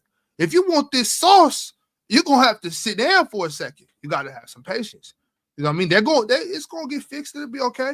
but we got to think progressively. You know what I'm saying? We can't keep thinking like, oh, we want it this way. I want it this way. Got to happen this way. Like, now you got to be able to cooperate. Well, real quick, Ron. So two things. Number one, to Ox's point about signing these TV deals. Well, a lot of these TV companies, ESPN, TNT, NBC, to Mars's point, they have apps. And a lot of people watch things on apps. So a lot of this stuff is, to your point, outdated because we have to count that stuff. That stuff matters. And the idea of viewership being down and fan viewership, we just was at the All-Star game. Fans were out in droves. They love the NBA. Let's cut the nonsense that, ain't nobody watching. Yep. Fans are everywhere. They love the league. To Mars's point, the way that you guys are calculating how fans are watching the game, you have to get up to date because these people love the NBA in Europe, in Europe, in America, in Canada. They love it. I just don't think. I just don't think. How you know people are watching the game show? They were trying to charge $200 a head to pull up in some of these places to go out. That's but also, I think y'all also misconstruing like them watching the game and them actually enjoying the damn game. Well, I think people enjoy the All-Star festival. Oh, well, that's a whole different conversation. Yeah, that's a completely different conversation. People enjoy the game, but that's why the viewership is getting lower and lower. But here's the thing. No, because that's why it's getting lower and lower. Because if I watch the game this year and I didn't enjoy it, I'm probably not gonna watch it next year. What the hell am I doing? Niggas still gonna watch. That's not true, Jordan. The reason why is because a lot of times I wouldn't have watched it this year if we wasn't for PC weekend. But Jordan, that's not true though, man. Because a lot of times these people, a lot of times these people, they just even if the game isn't good. How many times have you had the TV on in the house and you ain't watching the Super Bowl, but the TV is on? How many times have you had I'm always watching the Super Bowl. But the point that I'm making is a lot of these people, whether it's viewership, whether it's being at the game, a lot of these people just want to be on the scene. They just want to be there. Whether the game is good or not, that's something completely different to Mars's point about having a different conversation. But as long as you make the game good, people are going to come out. We saw that at All-Star Weekend. That's what it's always been about. That's what it should always be about. That's why ultimately you have to start with the NBA in particular. You got to start getting up to date on how fans are watching the game because we're not just watching TV anymore. We're not. It's way different. But this is what I'm saying. I'm saying if the game is not enjoyable, right? And I'm not talking about guys that's in media, guys like us. I'm talking about before I was doing this. Yep. I've been stopped watching the All-Star game because it stopped being enjoyable. It's just like the NFL in their Pro Bowl games. It's not enjoyable. So I would say people watch the Pro Bowl less than the All-Star game, bro. Because it wasn't enjoyable. That's why. So I'm saying y'all construing. No, y'all construing views. Y'all construing like people like, oh, the views are up. Yeah, it's up today. Next year to be lower because the game was trash. Jordan, you think that it was lower this year, Jordan? Remember what we're doing though, Jordan. Exactly. That's my point. What did Eazy-E say when they was outside running over their records? Yo, they bought them shits, didn't they? To be honest with you, Jordan, the NBA doesn't care as much as if you're enjoying the game more than you're there. That's the problem. Because if you there, now we can fix the product. We got to get you there first. And once we get you there, once we get you there, now we can, because we already got you in the door. It's like people like us, they already got us on the hook. We aren't the issue. But don't you want returning? Don't you want returning people? Yes, you do. But they do get returning people. We're evidence. We are evidence of the NBA's audience growing because we have literally thousands of people that watch us every day, and we're connected to the sport. So, like, they're growing across the world on multiple platforms. The issue is television is not the preeminent model. Now, the television companies know it is because ad shares are what the king of the crop are now. The more ad shares you get, the more eyes you get on ads, the more money you make. So television wants more NBA because NBA still demands millions of odds every single night. Now, in terms of how competitive some of the games are and all that stuff, that's a whole different conversation. And the CPA is going to be responsible for some of that stuff. But in terms of like watchability, the NBA is more accessible and more watched than it's ever been. And I would even say, I think y'all missing. I would even say, and I know I heard you. I'm saying, I'm also saying, I think that the NBA is even more enjoyable. But I think there's things connected to the league. Like the game is, and I would say this too, Jordan. A lot of the people that watch us every day, they don't even watch the game. They watch us to hear about the game and argue about the game. So I think people's desires for how they're consuming NBA or basketball content is different now by nature of how social media and YouTube has trained us to interact with content. Goes back to Mars's point. So so my point would be this then. Mars watched a lot of basketball games. We know Mars would be watching the 1985 Game 3 of the season game at 3 o'clock in the morning. We know he would be doing that. Mars said if he wasn't doing this, he wouldn't have watched the All-Star game. Could you ask him why? Why wouldn't you have watched the All-Star game, Mars? It's boring. I mean, what else you gonna Slam do? the gavel. Get his ass out of here. What else are you gonna do though? Like last night I was watching 2013 OKC versus Miami Heat. So I probably just would have started watching something like that. But that was last night. No, it's not that he don't want to watch basketball. That's probably what I would have been doing instead of watching the All-Star game. So he don't want to watch basketball. He don't want to watch that. But wait, Jordan, because Swipey just said, and then still be watching something else. My fault. No, you good, bro. Because Swipey just said that a lot of people, instead of even watching games, are watching us in other pods to get. That's how they consuming the game now. Like that's a big deal. You know what I'm saying? Like that's crazy. The point of the game is not as good. I think that's concerning. Well, and that's like I think so too. I think so too, Morris. Because that's like how these kids nowadays, they'll watch YouTube videos of kids playing video games instead of them playing the video games. Yeah. I don't think that's the case though. You guys got to understand, like, even when we come up here, you can't consume every bit of basketball. It's 82 games with 30 teams, and then you got a ton of storylines. You have to come on a platform like this in order to catch up with everything that's going on. I used to do that back when I was growing up, when First Take was the way to consume everything. I had to watch First Take the next morning just to catch up on what was going on. I don't know what happened when the Magic played against the Wizards. I didn't know that somebody went for 40 in that game. I had to tap into ESPN and SportsCenter to watch that. A lot of people, they have to tap into us so they can get. You guys seen the comment of the week? What my man say? He said, I just started watching the NBA this season, and more than half of what I know about the sport is I learned it from watching you guys and watching this pod. Thank you. They have to tune in so they can keep up. It's just too much to keep up with. Right. Especially if he's actually watching the sport. Ask them about the people who don't watch the NBA. No, I think a lot of people watch it. You just can't. You can't watch everybody. We're talking about the small amount of people, however many, who don't watch the NBA but watch us. The people who watch the people who watch the NBA but also watch us but just don't catch every game. Cool, that's a different subsection of people. We're talking about the people who exclusively don't watch the NBA but will watch NBA or basketball related podcasts to get information about the NBA. That's weird. I think highlights too have kind of trained us to more watch like a more shrunk down, like more of like more action, more action packed in terms of you know what I'm saying? Like instead of watching the full game in terms of like the whole game, like the full game of it. So I think that definitely has an effect. Well, that's why YouTube highlights for games are typically 9 minutes. Like that's track data. That 9 minutes is probably your best time span to watch those highlights are terrible. Well, but then highlights are a terrible invention. But you gotta remember too, like a lot of people don't read original. A lot of people don't have original primary source anymore. A lot of people get their information from secondhand sources on all topics, including basketball. So that's just kind of the way of the world right now. It's just most of us that do this job, we have to be firsthand in how we're learning information. Go ahead. Also, too, though, you can't sit down for 2.5 hours and watch your favorite player play a whole game. Going on today. It's just but chill. Even if it wasn't, it's not enough time in the day to watch every single basketball game. Well, that's because y'all don't got. That's because y'all don't got enough TVs. That's the problem. You need to have 9 screens on like this. I got 9 screens.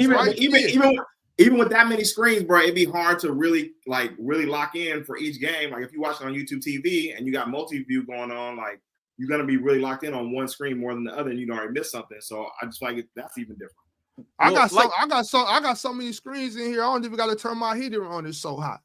I got so many screens in here. Well, y'all better. You about to blow up. You better step the screen game up.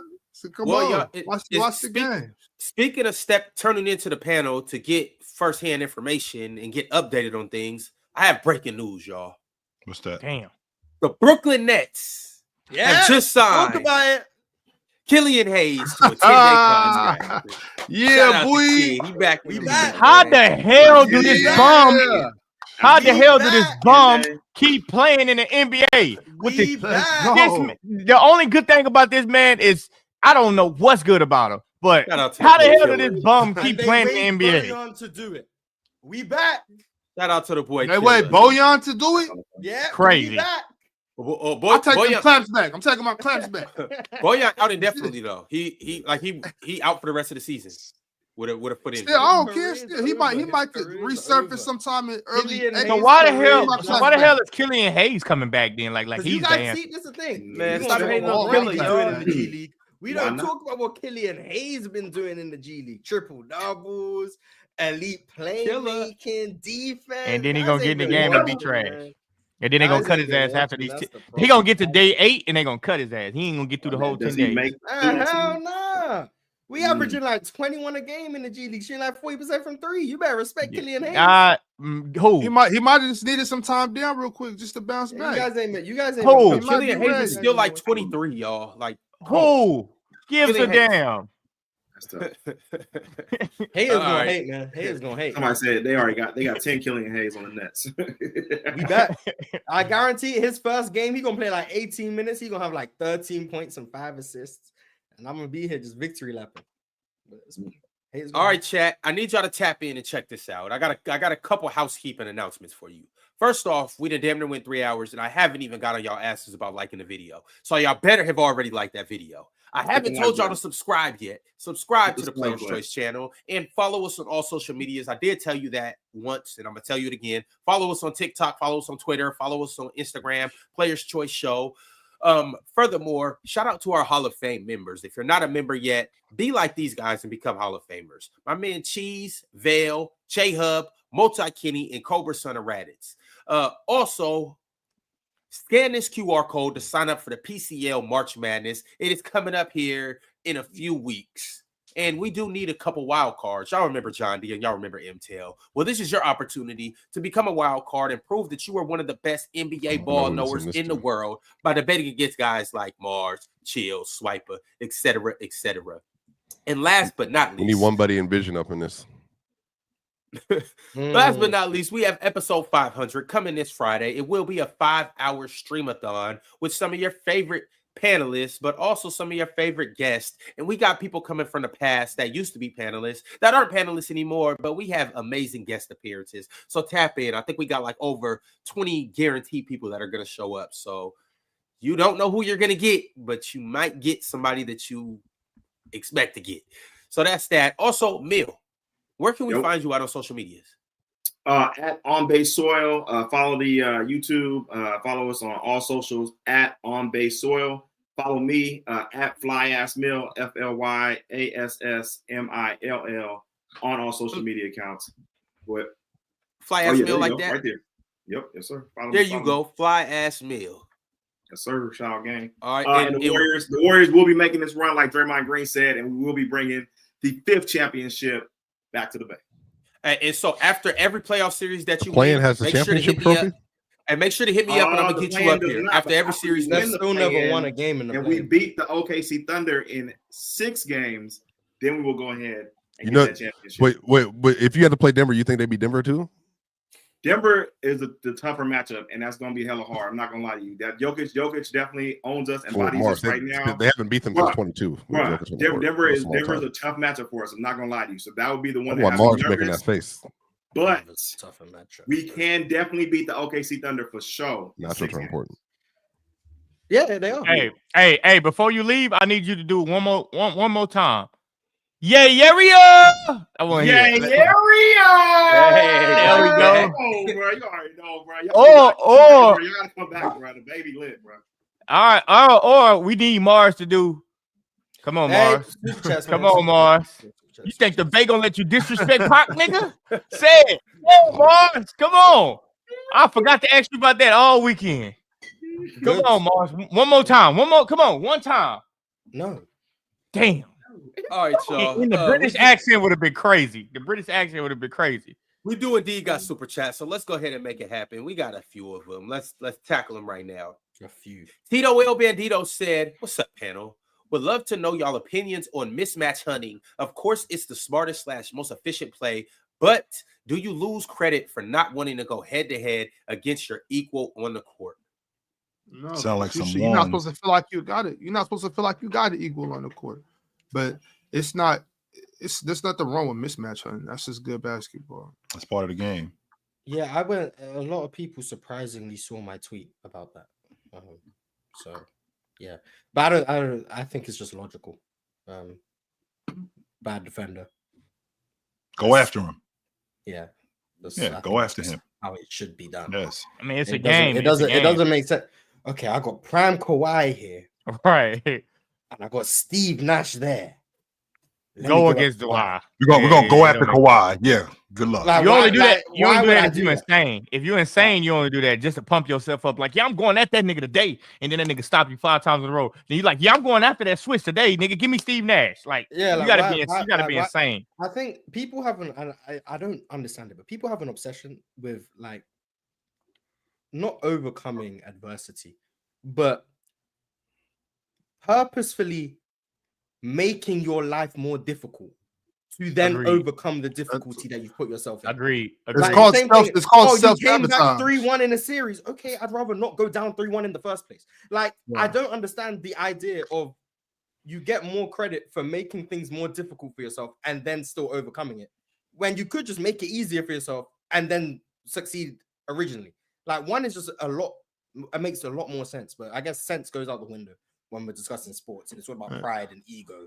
And it's not just sports, Mars. That's in life too. It's not just sports, man. Self-sabotage is crazy. It makes no sense to me. Jamaica's Rosclot Choice. He asked a few questions. He said, "Did y'all at least get Mars some J's? Mars?" Yeah, Mars had a bunch of J's. Mars had Louis V in a suitcase. My boy had Stacey Adams in that joint from Alabama. Mars with the deep bag. Yeah, my boy had all that bag in there. My boy had that bag. He said at least some 11s, and then he said, "Did y'all jump Ron for me?" Yeah, we jumped on Ron. Did what we supposed to do. No, do I look like I was touched? I told you already. Did it look like he was left off bad and bougie? Did Ron look like he was left off bad and bougie? And then Jamaica said, "What if Ron Artest was drafted by the Knicks? How does he look?" 99. The same. He looked like a maniac. 99. Ron Artest playing for the Knicks. A maniac. I don't know. Dude, he from New York too. He from New York. It just would have been Malice in the Garden instead of Malice in the Garden. Okay. And then he said, "Drench man must mean he got the ladies drenched." Hey, whatever you do with that. Whatever you do with that, brother. Right. Whatever you do with that. I don't know. I cannot confirm or deny. DSG Piccolo said, "KD has stated before why he's never dropped 60 on JJ's pod 2 years ago. Basically, he says coaching adjustments. He feels he has to deal with adjustments in game. He swishes an open shot off a pick and roll, and the other coach adjusts to that."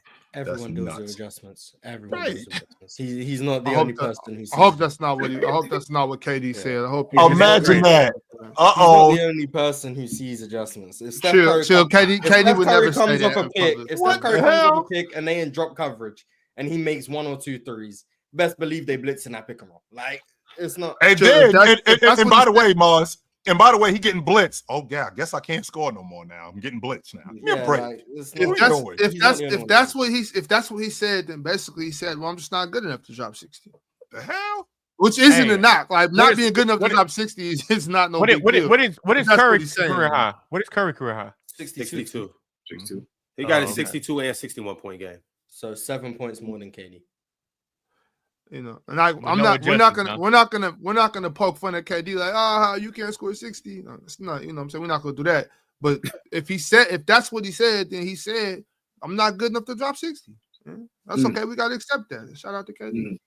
Average Joe said, "KD doesn't force the issue. That's the reality. Also, KD has consistently played with another elite perimeter offensive talent. That's why these outbursts aren't there his whole career. His whole career, he's had another guy." So we've had other guys who had other guys still score a bunch of points.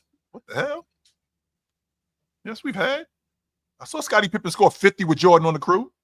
60 though. We're talking about 60 and up, right? Okay, so I seen James score. I seen James score 60 with Dwayne Wade and Chris Bosh on the crew. You've seen that? That's going on. 100%. I seen think Harden. I think KD just plays the game. Like, it's not, that's it. That's all it is. He just plays the game. Yeah. It's not. He doesn't. Yeah, he doesn't force the issue. I think that's really what it is. He just doesn't force the issue. Boone works out.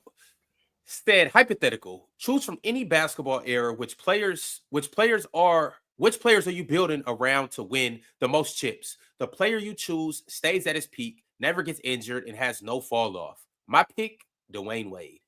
What? Steph Curry. What a fake woke pick. Oh my god. What? Steph Curry.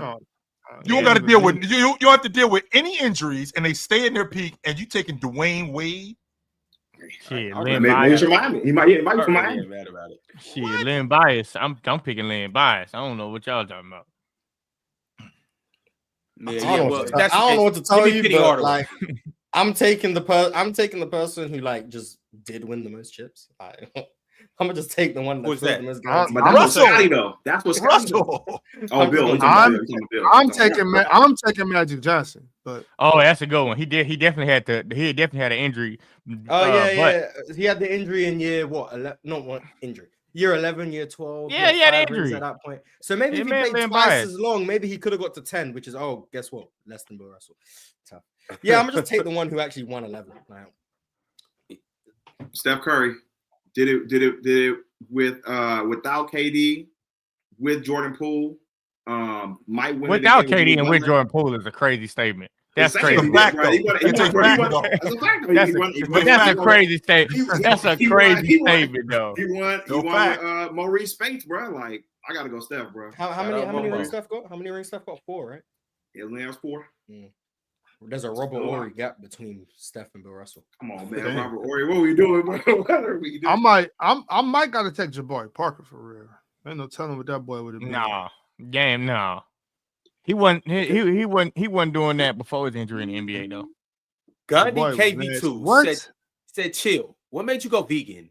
And is there anything that you noticed anything that you noticed that changed about your health?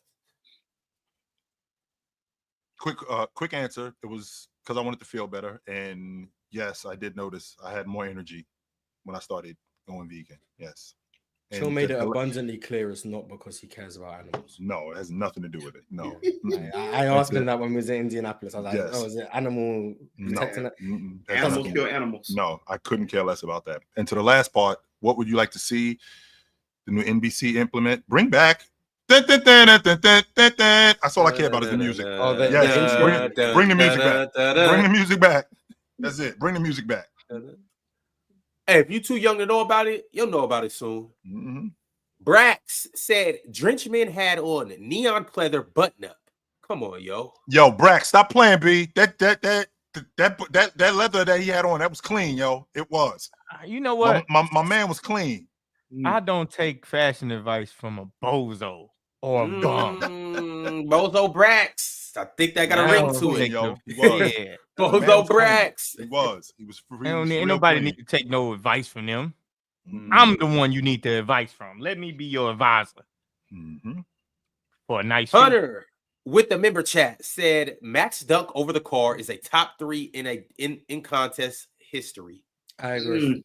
He cleared the car too. He cleared it. It's top 3. Like he didn't jump over the. He didn't jump over the hood. He didn't jump over the tree. He jumped over the car. I'd probably have a second.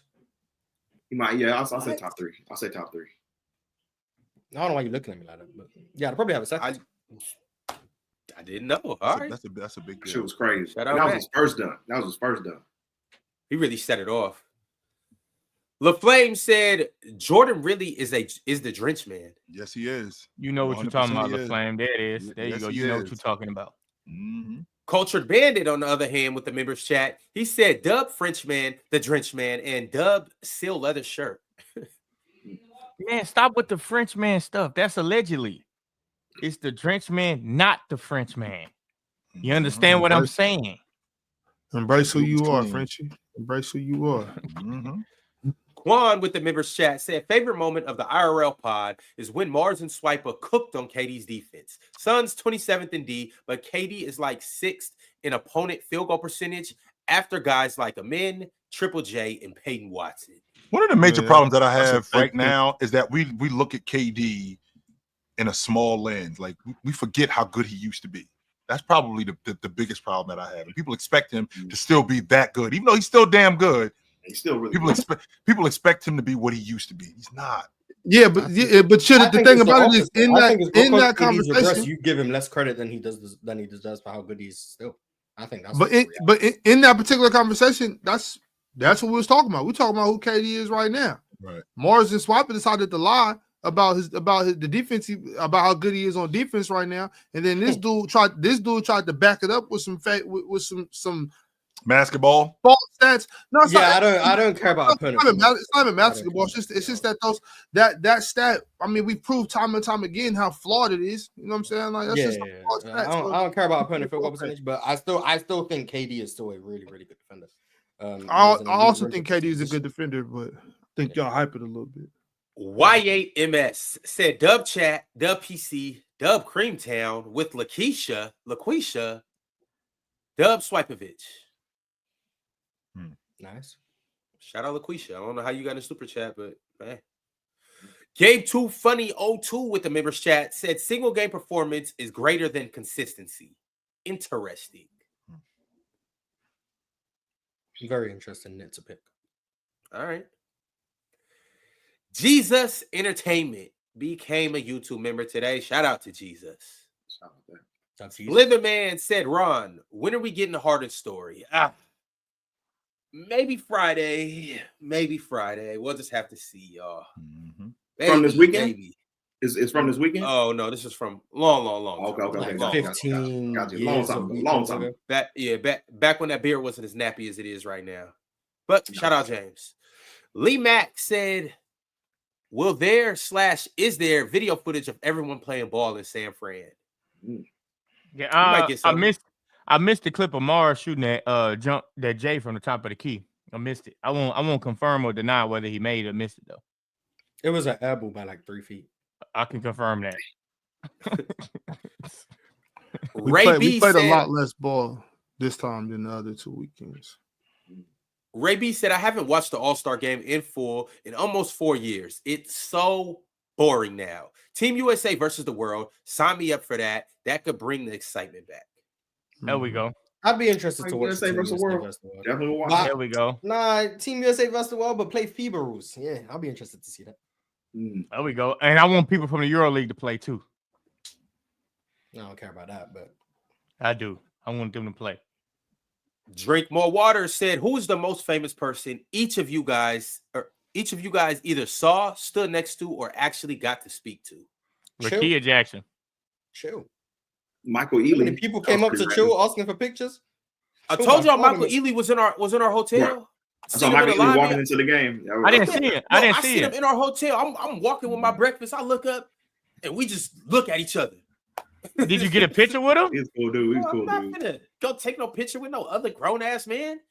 Shit. So you would have went and got a picture with Michael Ealy? I would have said, yo, Michael Ealy, snap it up with me, bro. You never get old. I said, bro, who that was. I said, bro, you never get old. How the hell do you do this shit? We saw Greg Oden. We saw Greg Oden walking into the game. That nigga still talking shit. I mean, was he supposed to get shorter? Right now, he was.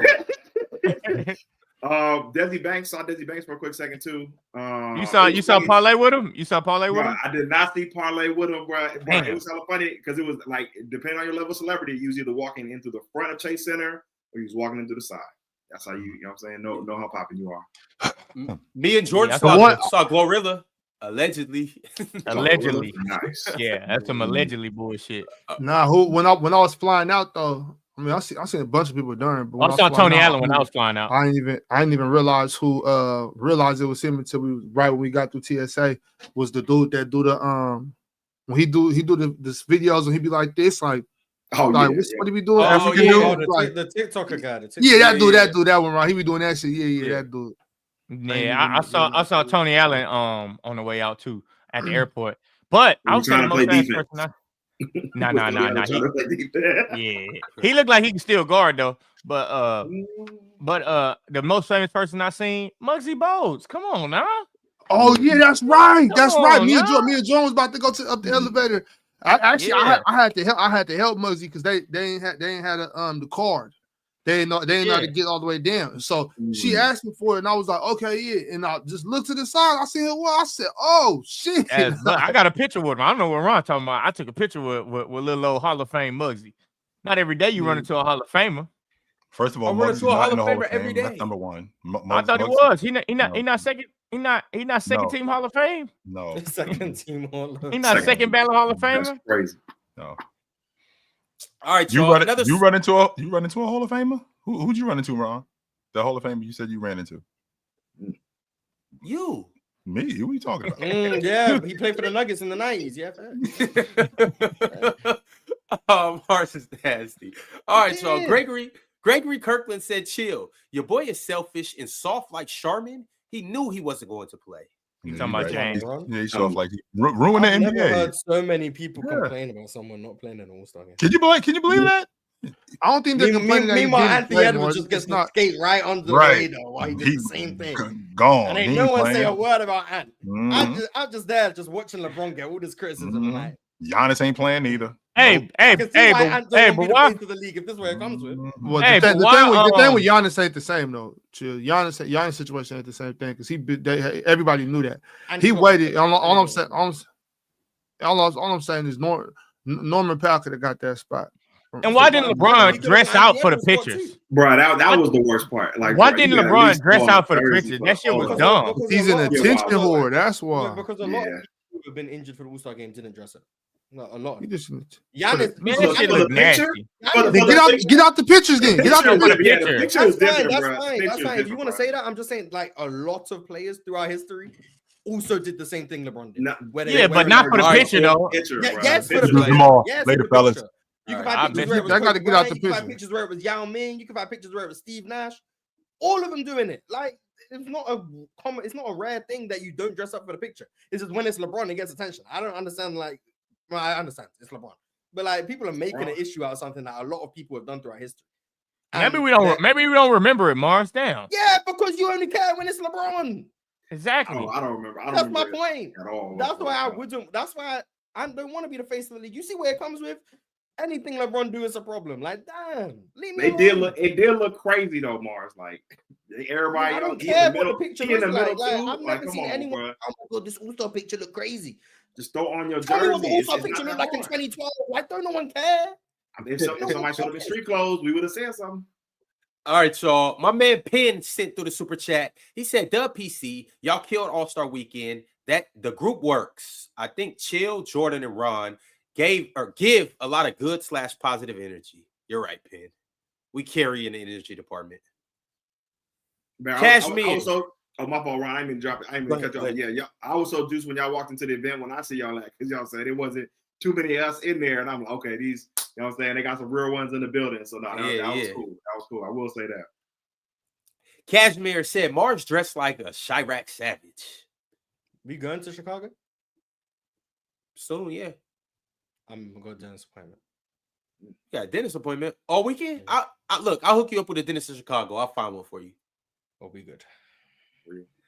DSG Piccolo said, Bron a hoe for that shit. For that shit. To do it the day of the game, maybe Ant too. Why take a spot if you are not gonna play? He been new. The PC though. See, that's my issue. Why is Ant a maybe? Like if Bron's a hoe. No, if Bron's a hoe for that, which is fine. Why is Ant a maybe a hoe? He did the same thing. So how come he just gets to skate past the hoe allegations? Meanwhile, Bron a full hoe. Because we know what type of time Ant-Man's on though. Like you know what I'm saying, like we know he had a long. We know he had a long time. He was outside all weekend, and he just didn't play. But that's crazy. That's LeBron, bro. If you got my issue with the LeBron thing, Ant thing. I think if you're not gonna play, you should be able to. Someone should replace you. So you shouldn't wait until hours before the game to announce you're not gonna play. That's my issue with it. The picture and stuff, I don't care. But I do think a guy like Norman Powell should have been able to get his All-Star nod. Yeah. Because Anthony Edwards or LeBron said, I'm not playing, and it gave them time to get Norman Powell in the game. That's my issue with it. Everything else, I don't care. And guys acting like LeBron is the problem and Anthony Edwards just gets to skate by while he did the same thing is crazy. But whatever. Tito El Bandito said, team down by 20. KD, we need your help. KD then says, let's go. 30 points on 80% or on 80% true shooting. It's a dumb nitpick, but I guess if it had to be something. But that just implies that KD doesn't or didn't score more when his team was down or when they needed him to score, which is just not true. Like at all. Like KD scored up, down, tied whenever KD was scoring the basketball. It's just KD didn't take away from his. I'm not going to say take away from his teammates.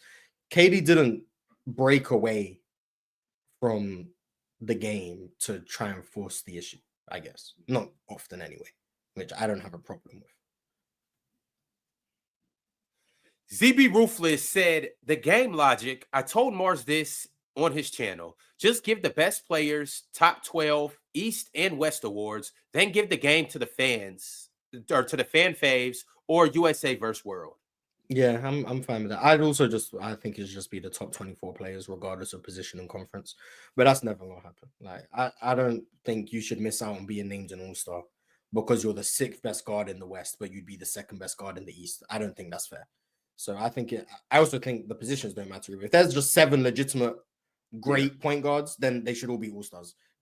I'm done with the days of DeAndre Jordan making all-star teams because he's the best center in the West. Like, I'm sorry. That should never happen.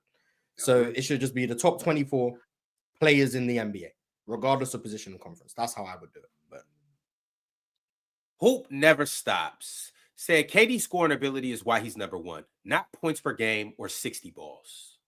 I mean, I think it's a combination of a lot of things. Points per game, scoring Arsenal, versatility in the playoffs, in the finals, all of it. And then you put it into that recipe and you get Kevin Durant.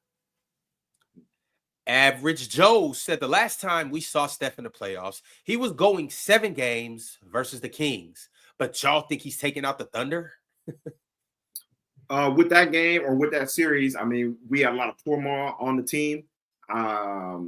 Even he had to tell Jordan Poole and JK to literally bro, get y'all shit together or not get on the bus for that game 7.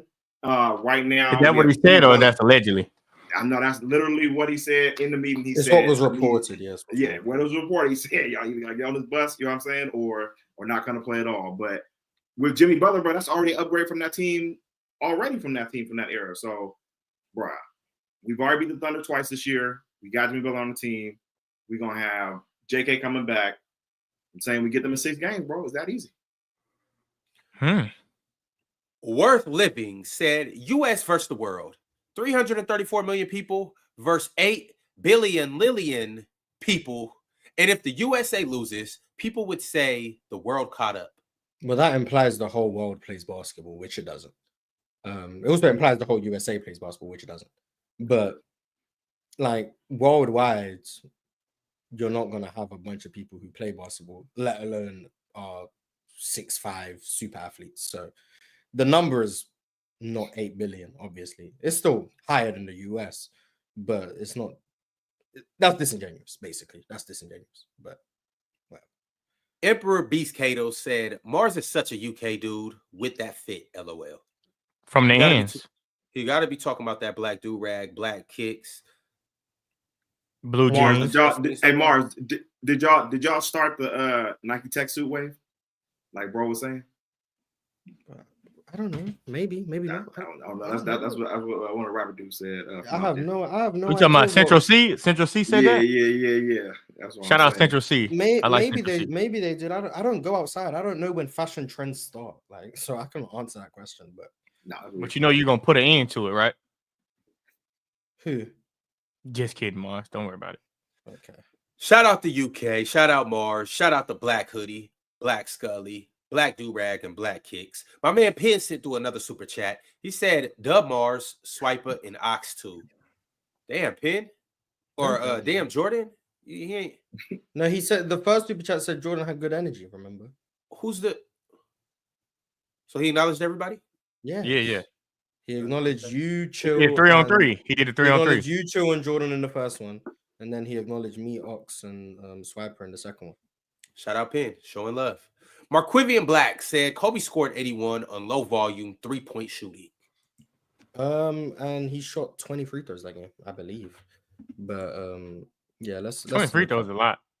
A lot of free throws, which is there's no problem. I'm just saying, like, in order to score a lot of points, that's what you have to do. I'm not taking away. I'm just acknowledging the reality of the situation. I know Kobe took 46 shots that game. He took 46 shots, 13 threes, and 20 free throws. That ain't low volume 3-point shooting. That's a lot of damn threes. He made 7 of them, so credit to him. But like, yeah, that's a lot of damn threes. 13 threes is not low volume. So making 7 is a testament to how good you're shooting that night. But making 7 threes is not low volume. Taking 46 shots is definitely not low volume. And 20 free throws is not low volume. In order to score a lot of points, you have to take a lot of shots. And KD doesn't take a lot of shots. Like, I'm not saying something foreign. Like, I'm saying something pretty. You're just the one that's foreign. Allegedly. Relative to us. Allegedly. Relative, yeah. Marquivian Black said KD's 9 50-point games, Kobe 25 50-point games. Who clears? In 50-point games, Kobe. He's third all time behind Wilt and MJ. And James Harden's fourth. Shout out to James Harden. He's 2 away from catching Kobe. I don't think he's going to get there, but maybe he played the Wizards enough. He might get there. Cool Joe said, when did 2025 Jimmy become a needle mover versus OKC? Jimmy Butler's still really good, by the way. Bro. I know. I don't know. Legs under him. He already averaging like 20 points, bro. Like, of course he's a needle mover. Why wouldn't he be? Yeah, Jimmy Butler's really good. Versus OKC? No, they're going to get smoked. They're going to get smoked. But still a needle mover. Really smoked, bro. We're not getting smoked, bro. They're getting smoked. Yeah. He's still really good. Like I said, Mill, after each playoff series that you win, hit me up because we need you on the show. If I don't hit you, you hit me. All right? We need you on the show after each playoff victory. Can I wait? Not every game, each series. Oh, so he's not serious? Come on, hold on. We gotta do every game. We gotta do every game. Yeah, he knows. Even he knows. We gotta do every game for sure. We gotta do every game for sure. Come on, man. All right, we'll talk. We'll make something happen. Yes, sir. Yes, sir. Billow K said, so dope seeing PC's leaps. PC's the most improved player. Man. Coming for that MVP. Zigsaw Puzzle said, Mars, did you catch any strays from Chill this weekend? I don't know. Ox was sending some crazy strays at me. I don't know about Chill. I don't think so. All right, Mars and Chill was cool.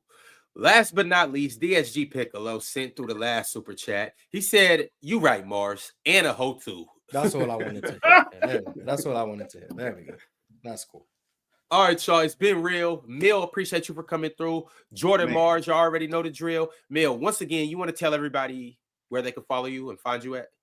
Hey, bro, I just want to really appreciate y'all for having me on the show, bro. This shit was lit. Really love what y'all doing on the show. Shout out to Mars, shout out to Jordan, shout out Chill, who I met as well. Shout out Ron for even, you know what I'm saying, bringing a real one on this. Shout out to the chat. Make sure y'all go ahead and follow me at FlyAssMill on all social medias, and then also follow us at On Base Soil. Super easy. On Base Soil. Like that. Y'all see it. It's right there in his name. FlyAssMill, On Base Soil. Y'all go ahead and give him a follow. We go catch y'all soon. And on the way out, I'm just going to leave this right here for you guys. See you Friday. 5-hour stream-a-thon. Merry We Christmas. out.